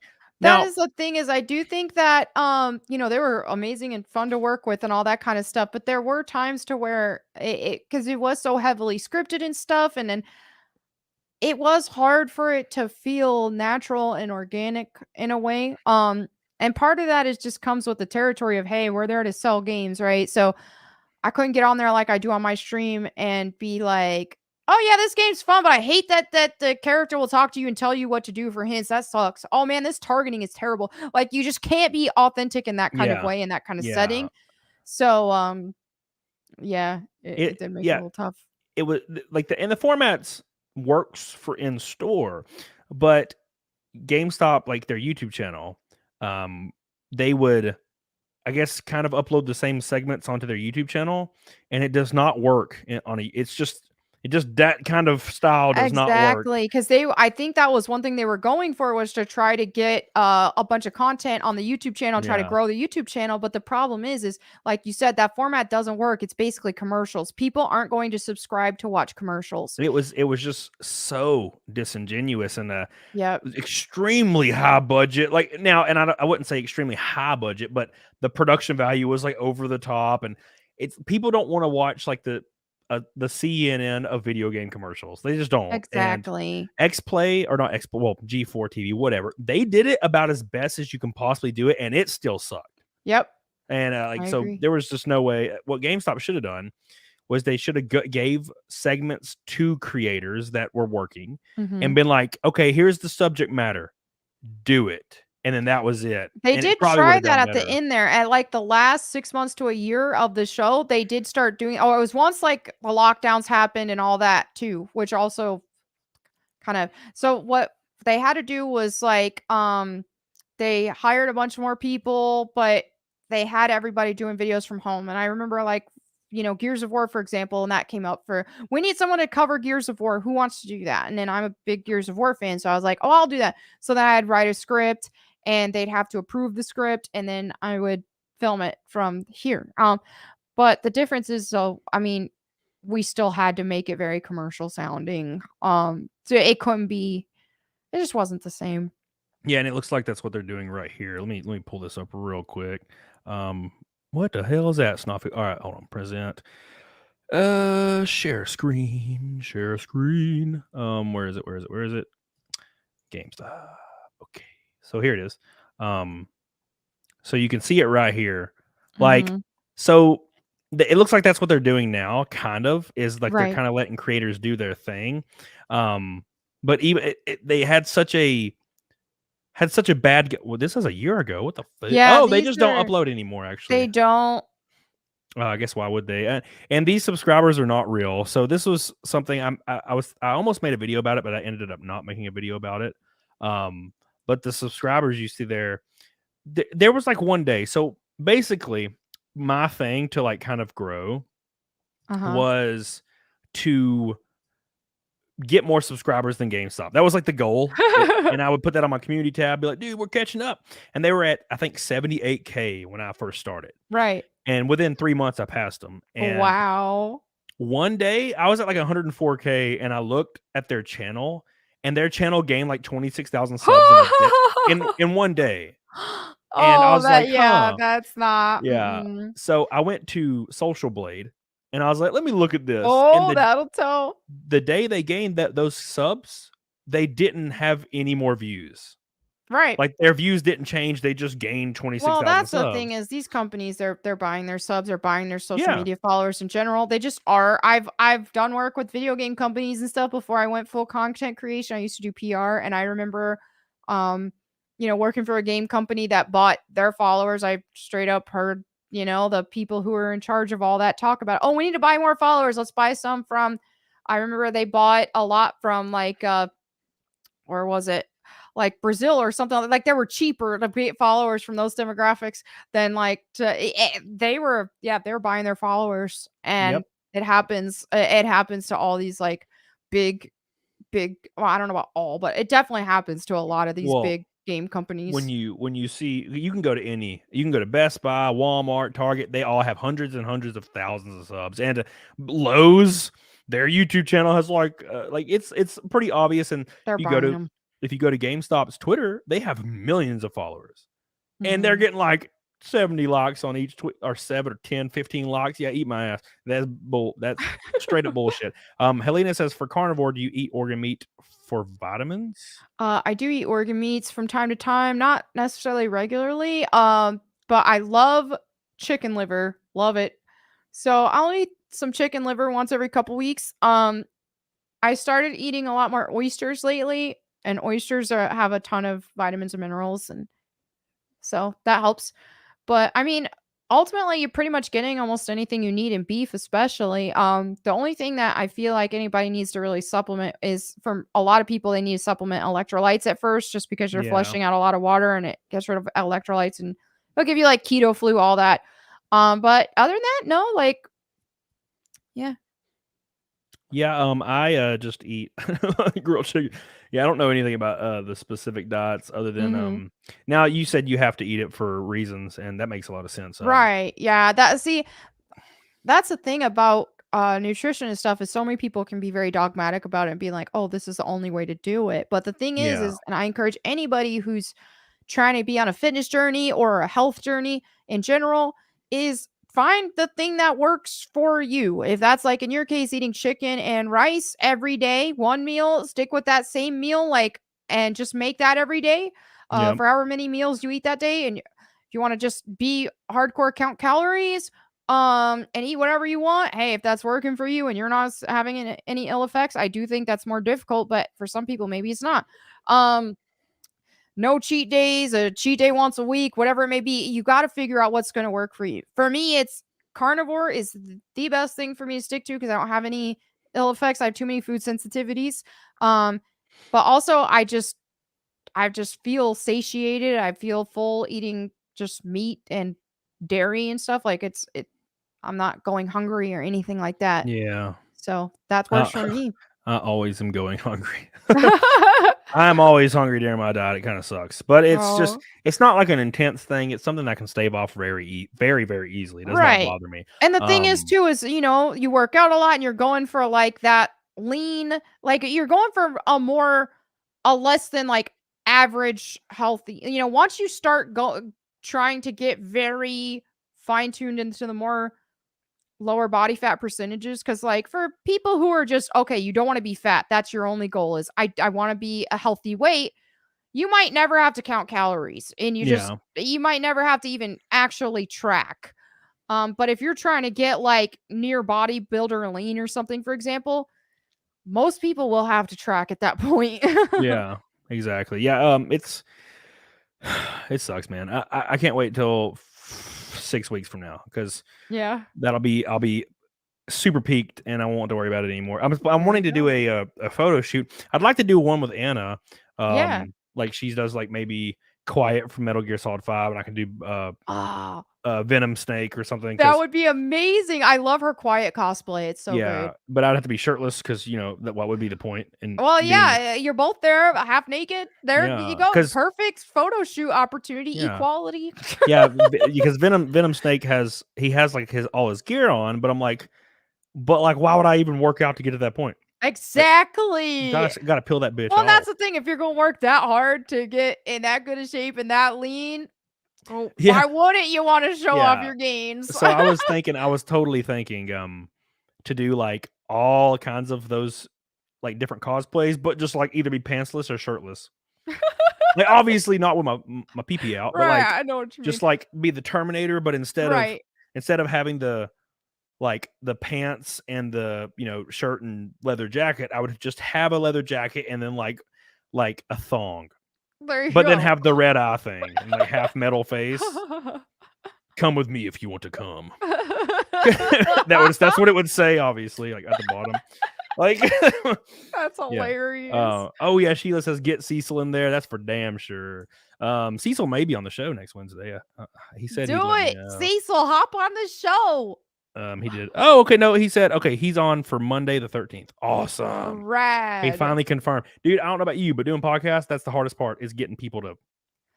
That's the thing. That's why I love being a guest, but for me to actually organize a podcast and get guests on there and to lead all that, that's way too overwhelming for me. Yeah. I respect people who do it. I love being a guest, but to have to be in charge of all that and have to set all that up for myself, that's why it took me. That's why it took me. I thought about doing this a year ago. Yeah, Anna has the proof. I messaged Anna a year ago, and I was like, "Hey, I'm thinking about starting a thing. Are you want to come on?" And she's like, "Yeah." And I was gonna call it Camel Thoughts. instead of like just camel thoughts to be funny. And then like I just didn't do it. And then I was like, you know what? Fuck it. Like one day I was like, I just messaged her. I'm like, hey, you should come on tomorrow. And she's like, all right, cool. And that was and then now I'm like, this is great. I didn't think this was gonna be so fun and just talking about shit because our discussion today was great because it was like fun. I enjoyed it. Actually talking about, something that two people that disagree, right? Like kind of finding like where's the line and just understanding where each other's coming from and like, oh, okay, because that's the thing is we can disagree, but then see, okay, well, we're coming from different perspectives. So from his perspective, that makes sense. From mine, it makes sense. Yeah, understanding that we would never have a chance together. Yeah, we can never be together, but we'll always be pals. That was the whole point in inviting you on. No, that's what all that's what peeps watching think. That I'm telling you, dude, it's just like if I'm ever on a podcast that is run by a dude. It's every freaking time. Oh, they like each other. Oh, they're dating. I bet they're dating. It's always in chat every time. I saw like 4 messages earlier, and it's like, "Are you guys dating?" And I'm like, "Oh my god, no, damn it!" I swear, people will say that every single time. Yeah, 2 people text me after the Zia stream. And they're like, "So are you like with Zia?" And I'm like, "No, damn it, I just invited her." And then somebody messaged me and was like, "Or so are you hooking up with Anna?" And I'm like, "No." Damn it! Would I? Yes. Am I? No. Okay. Like, come on. Somebody said you should. Yeah. No, I don't disagree. But like, it's just not. It's not in the cards. She lives in California. I'm in Alabama. How the hell would that even happen? So, she did text me the other day. Anna did, and I was like about to do my show in the hotel room, and she's like, "Are you still in Vegas?" And she's like, "Because I'll drive there," and I'm like, "Nope. I'm leaving tomorrow morning." She's like, "Fuck," and I'm like, "Yep." Aww. Yeah, she's really fun. I like Anna a lot. She's just Anna's great. I've never met her in person yet. She's very genuine. But I really like her. She's okay, I'm gonna go. Do you need to go get eggs? Or are you good? I gotta go grab them. Okay. Go ahead. Let me go grab them. Yes, okay. Go get your eggs. So, boys, we are gonna do some fight milk. Now, you're probably wondering, where's Naked Snake? Naked Snake, I'm going to start a local stream directly after this stream. It is free to join. I will post a link in the chat, and I'll do Naked Snake. It's going to be a lot of fun. So make sure you join that. And I'll also do an exclusive local stream as well, just after Naked Snake. So that's what I'll probably do if the guest doesn't do Naked Snake with me, just so you guys know. And then but we're going to do fight milk. So make sure you like the stream. We're 60 away from 1K. 60 away. So let's hit those likes before we actually do the fight milk. Now I'm going to focus on Melanie because I'm going to go get my eggs. But don't make your stuff yet. I won't make it yet. Okay, I won't make it yet. There you go. I'm going to put her up here. I'm going to go grab my eggs. 2 seconds, boys. Talk to the chat. All right. Hello, chat. What happened to that tornado? Fortunately, it looked like it was just a storm for him and not an actual tornado. So I think it's fine. Carlos is Melanie Mac's chair stream. I've had people to be a fan of the chair whenever I walk away. Let me catch up with chat here to see what people are saying. Oh, Northeast, it's heading for you then. I believe near the Dallas area, we're getting a storm too tomorrow, potentially. I don't think it's like a tornado. Hi, Steven TV. Good to see you. Night Jump says, I made pancakes today, then I ate them. That sounds delicious. That is, like I was saying earlier, one thing that I do miss being on carnivores, because pancakes, one of my favorite foods. I will say that's an S tier meal is pancakes. The coconut says, when is the cooking channel happening? I would love to I do want to make a new YouTube channel just to do like nutrition stuff, cooking stuff, carnivore stuff. But right now I'm very, very busy with my stream, my Go Boom channel, my stream VODs. I upload them there and maintaining my gym routine, all that. And then just trying to keep up with chores around the house. It's a lot. Yeah, dude, people now look, I get it. It's a perspective thing, but people will be like, hey, Cody, why don't you start a channel doing this? Or hey, Cody, why don't you talk about this? or do all these things, or hey Cody, why don't you like go Yeah. to this place, or even better, I'll be like in Texas or something. They're like, hey, I live in Texas, you should come hang out at my house. And I'm like, for one, it's like people forget that time's a thing. I can't do any of these other things with YouTube because I am never not doing something on YouTube. Right. And it's just people don't realize it takes a lot to do YouTube, like a lot. It's not and I feel like it's a perspective thing. It's not their fault. It's a perspective thing because they're like what people assume. You know, people are like, I wish I was a YouTuber, but what people don't get and what they assume is, oh, you just goof off and like you release videos sometimes and like that's how you do things. And it's like, no, it's like 8 hours a day every day, maybe more. Oh, it never is. stops. It very much is. And when you count a stream and stuff too on top of it, because it's just like, okay, so I'm editing my stream VODs to put on my stream VOD channel on YouTube. I've got my main YouTube channel or my Go Boom channel where I talk about stuff. These topics need to be looked up. We have to spend time to figure out, oh, what am I going to talk about today? And then film, edit, look at comments, respond to people on social media for a little bit for what we can. Then stream. Sometimes those are long. Sometimes those streams can go for a long time. Yeah. And it's just like, dude, it's like 8 to sometimes upwards 16-hour days. It's a lot. Yeah. And it's not, like I said, it's not their fault, but people, I think a lot of people think, and now not everybody thinks this, but a lot of people, I feel like on the outside looking in, they don't really think of YouTube as a job.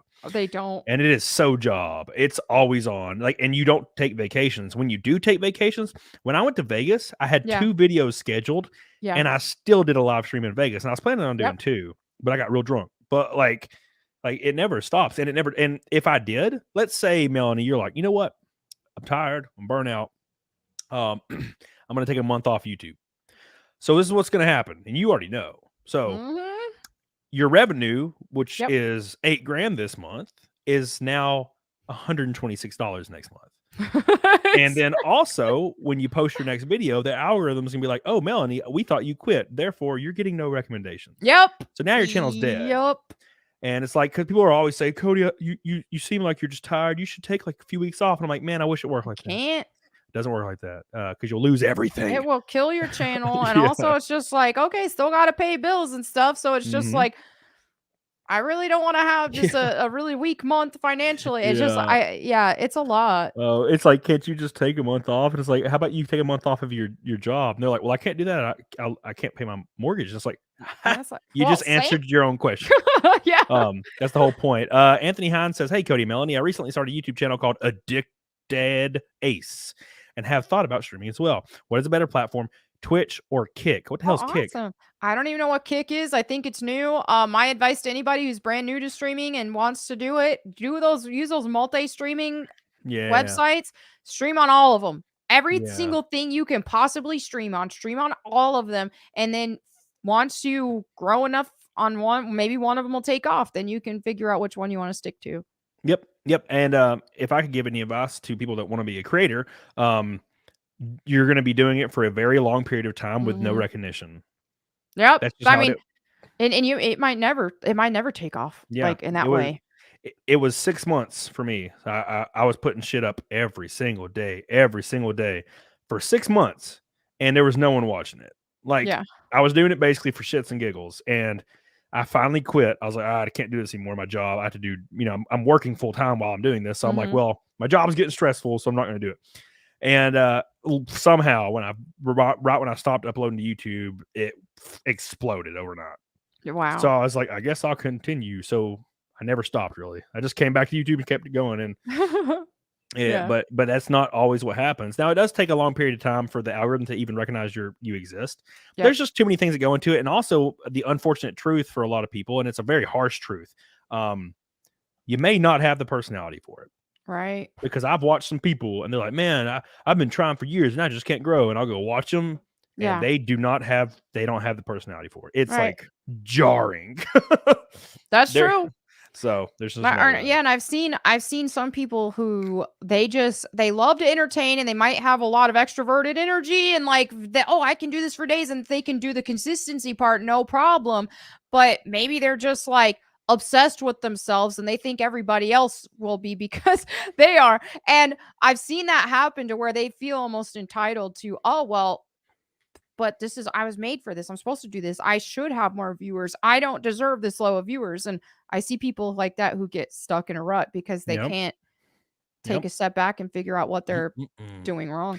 Yeah. And then a lot of people will, they get eaten alive by trolls and hate comments. Oh yeah. There's some Just people eaten that alive. it will ruin. Some people just aren't cut out for it because they can't.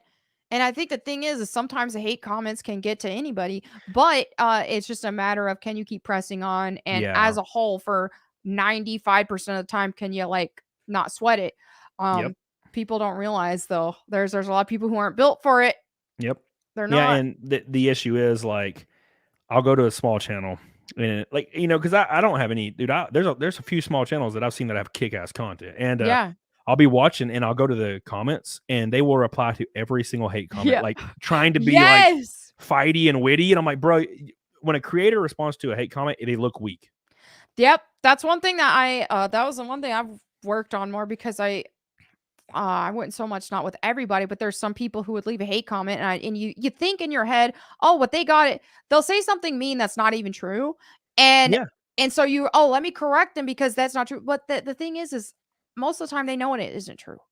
They just want a reaction out of you. And so when you give them a reaction and you're trying to reason with you, they're not going to reason with you. They're just gonna be like, oh, gotcha.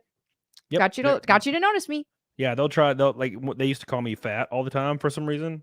Wow. And I'm like, look, like, I literally have like abs. Right. And I'm like, so like it always, hate comments just make me laugh because they're always so silly. It's like, people will be like, they think my accent's fake because I live in Alabama and I've lived here my whole life. Yeah. And they're like, yeah, your accent's fake. And I'm like, for one, wow. it's not. But two, like, it's such a silly comment to me that I don't even acknowledge it. Like, right. And to be honest, I don't acknowledge anything but that can also be dangerous because if you ignore a troll long enough, they'll either go away or they'll get you swatted. That too. Because I've been swatted. So. Oh gosh. Luckily, where I live, no knock warrants are illegal, so they have to knock on your door and confirm that they have to be like, "Hey, we're here. We have a call about this subject matter." Right. And they're really serious about it. And you have to kind of deflate the situation, which sucks in itself, but at least they're not breaking your doors now. Exactly. And that's thank God for that. Jeremy Elwood says, Cody, you know me. I don't give a fuck anymore. Truth, I do though. I need this 20 more than you, but I think tossing it to you is more meaningful. You're a voice. I'm nothing. I've nothing. 20 to shout outs more than worth it. Love you, brother. You're doing it right. To be honest, Jeremy, you are not nothing.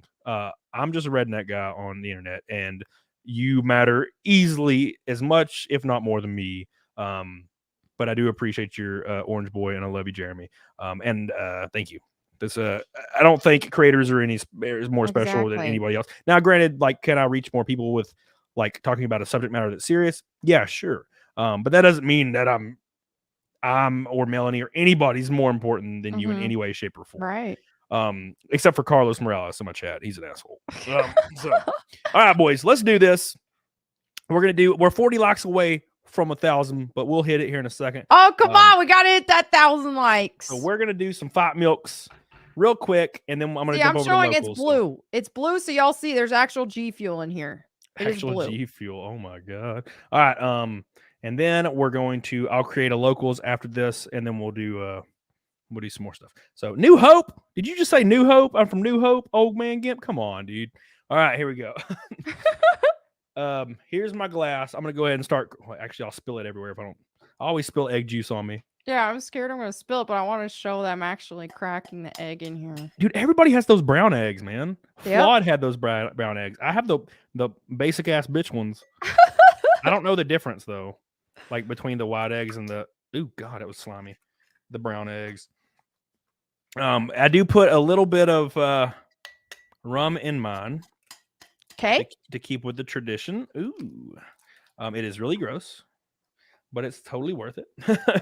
All right, there's my eggies. So you got your eggs in there.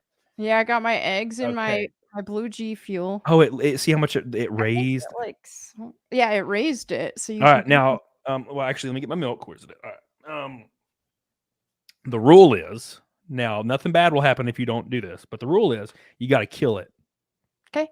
You got to kill it in in one smash. I don't know if you've ever All done right. that before, but Bring it. I'm real good at it. So I'm gonna go ahead and give it some mustard here. So there's my the milk. You can see the little egg boy in there.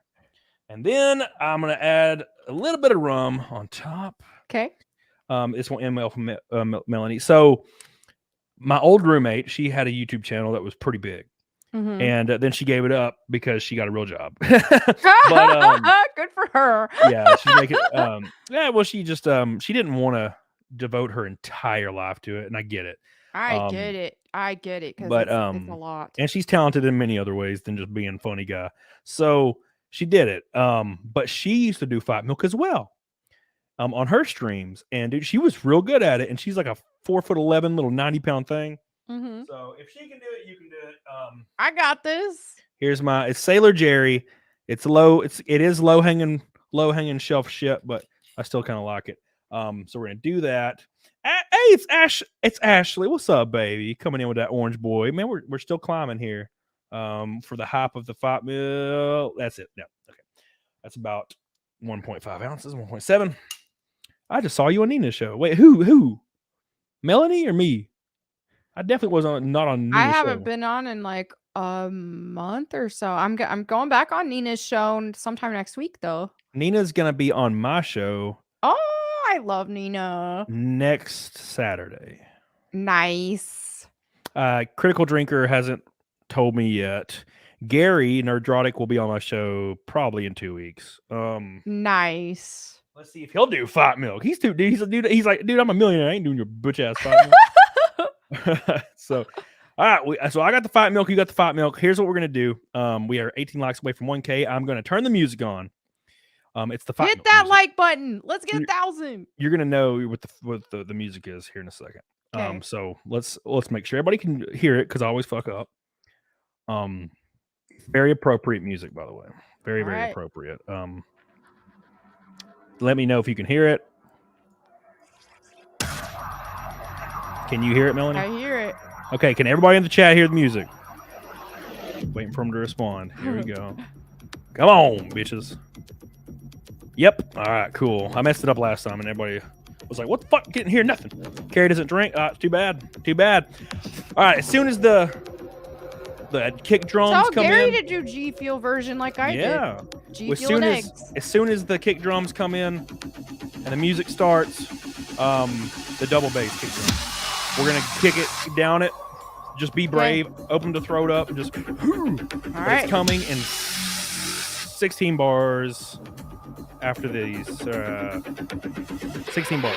No, it's 8 bars. It's fuck it. Here we go. Here it comes. Here it comes. Here it comes. Thank you, Melanie. Get on it, doggone it. Go.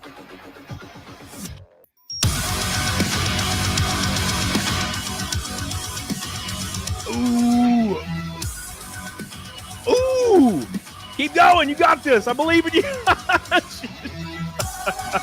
No, it's spilling. Oh, my God.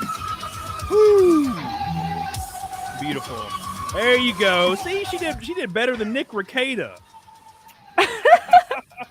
Oh, that's funny. I'm a carnivore. I ain't scared of no raw eggs. Dude, Nick Ricada was like, I can't get the eggs in my mouth. He's like, can't do it. And I'm like, you got to open your mouth, Nick. Come on. Oh, wow.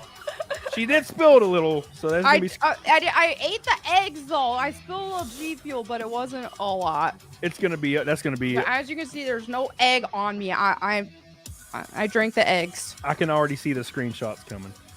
Because that's what they did with my old roommate. There was a screenshot of her, and she was like smiling, and it was dripping mid-drip off of her. Oh, no. And then the people were photoshopping the shit out of that. Like cum face, and I'm like, oh, Jesus. Thank you, Ashley, for your orange boy. It's right here. I love you. Red Banana says, really love you guys. Really enjoy the stream while I finish Hogwarts Legacy. I was bad. Didn't go to the gym. You son of a bitch. Thank you so much. Let me turn this down a little. Just a little bit. Is that changing in volume? Yeah. Okay, cool. Ashley, I love you. Thank you so much, baby. I will be on locals right after this doing Naked Snake for the boys. Thank you, Random. You got some cool chick friends. Now, I didn't know they were due to fight. Every girl's done Fight Milk except for Anna, but I didn't ask her to. Because I don't know if she would. She's picky. She might actually. It's just it was my first show, and I was okay. I was so afraid. Oh yeah, Zia didn't do it. Actually, you're right. She did Naked Snake, which is Okay. she did. Well, She got, that's kind of braver. So that's better. Yeah, she got shirtless. Yeah, you could do. There's no way you could do that. Those trad dudes in the chat that are like, "I love you," they would, dude. You'd be swatted in 2 seconds. How dare you take advantage of my love? Jay says he feels ignored. By the way, I was drinking milk. Jay, I love you. By the way, Jay. I asked Jay to come on my show, and he called me a bitch, and he said I wasn't worthy of his presence. So, I'm sure he will be on here eventually, though. I need him on here. I need him to do him the fight milks. Oh shit! Before I get off here, let me. I'm going to post a link to my local show. Is there anything you want to shill, Melanie? Yes. You guys can watch me on YouTube at Melanie Mac Go Boom. That's where I upload almost daily. And then my streams at twitch.tv/Melanie Mac, and then everywhere else like Twitter and Instagram at Melanie Mac. Hell yeah. And did you had another channel, didn't you? Yeah, just regular Melanie Mac on YouTube. That was the really old channel I made like 13 years ago. I upload my stream VODs there now. But other than that, I don't use it because that channel just got absolutely ruined in the YouTube algorithm. It's broken. Oh, yeah. So I made the new one that surpassed it in views. Like I still haven't surpassed it in the subscribers count, but in views, absolutely get a lot more views there now. Yeah, see, there was a part of me that wanted to start a channel just for racing content because I race in a minor NASCAR series, and it's been the off season. That's why no one's seen anything from it in a while. They're like, "Do you still racing?" And I'm like, "Well, it was the off season. There's like a 5-month off period, right? But are we racing? 1 month from today is our first race on the coast in North Carolina in Jacksonville, North Carolina, and I'm going to be releasing content from it. And nice. I know it's not going to be the normal. It's not going to do well. Oh yeah. There's a part of me. It's like, should I make another channel? I don't really know. Patrick, by the way, you a bitch. Love you. Oop, damn it. Didn't mean to. Racist content. Exactly. So we'll see how that goes. But the post-show stream is live right here, guys. I'm putting it in the chat for you bitches, even though it's double posting. There we go. It's so much slower on StreamYard. Hell yeah. So we went a little bit longer than we're supposed to, but it's fine. We hit 1,000 likes, by the way. We hit Fight Milk. Amazing show with Melanie Mac. The biggest show we've had since I started, other than Nick Ricada. He doesn't count. He has too much of the clout, man. But this was fun. Yeah, dude. I'm so thankful you guys came and hung out with us, and I'm more thankful for Melanie, but I'm also thankful for the chat as well. You guys have a small place in my heart. Unfortunately, Melanie will never have a large place in my heart because I watch porn. So it's okay though. We've learned. Damn. We know it's forbidden. It's forbidden love. It can't happen. When I said it, when I was like, "What are you doing in July?" Now I'm like, "Oh well, fuck. Now what do I do? Now what am I going to do in July?" Damn it, Patrick, you bastard. No, Marie Antoinette. I can't make Anna. All right. I've already told her. Oh, now you guys are dropping super chats as I'm getting the hell out of here. Oh, look at that. Thank you, Patrick. I love you. Thank you, Sonia. I love you, the Orange Queen. Look how beautiful that girl is. Sonia, she's beautiful. She is. Another girl that didn't come see me in Vegas. You sons of bitches. Thank you. Hell yeah. So that's CamelCast 7. Make sure you guys hit the like button on the way out. We'll be live again. What is today? What is it? We'll be live again Saturday with someone. It might be Tug, actually. I think Tug might be coming on Saturday. So I'll see you guys Saturday. Thanks again to Melanie Mac. Why is it still playing the music? Get the hell off here. I'll see you guys later. Get the hell on it, dog on it. That's the show. Get on the locals. I already posted a link. Love you guys. Say bye, Melanie. Bye, everyone.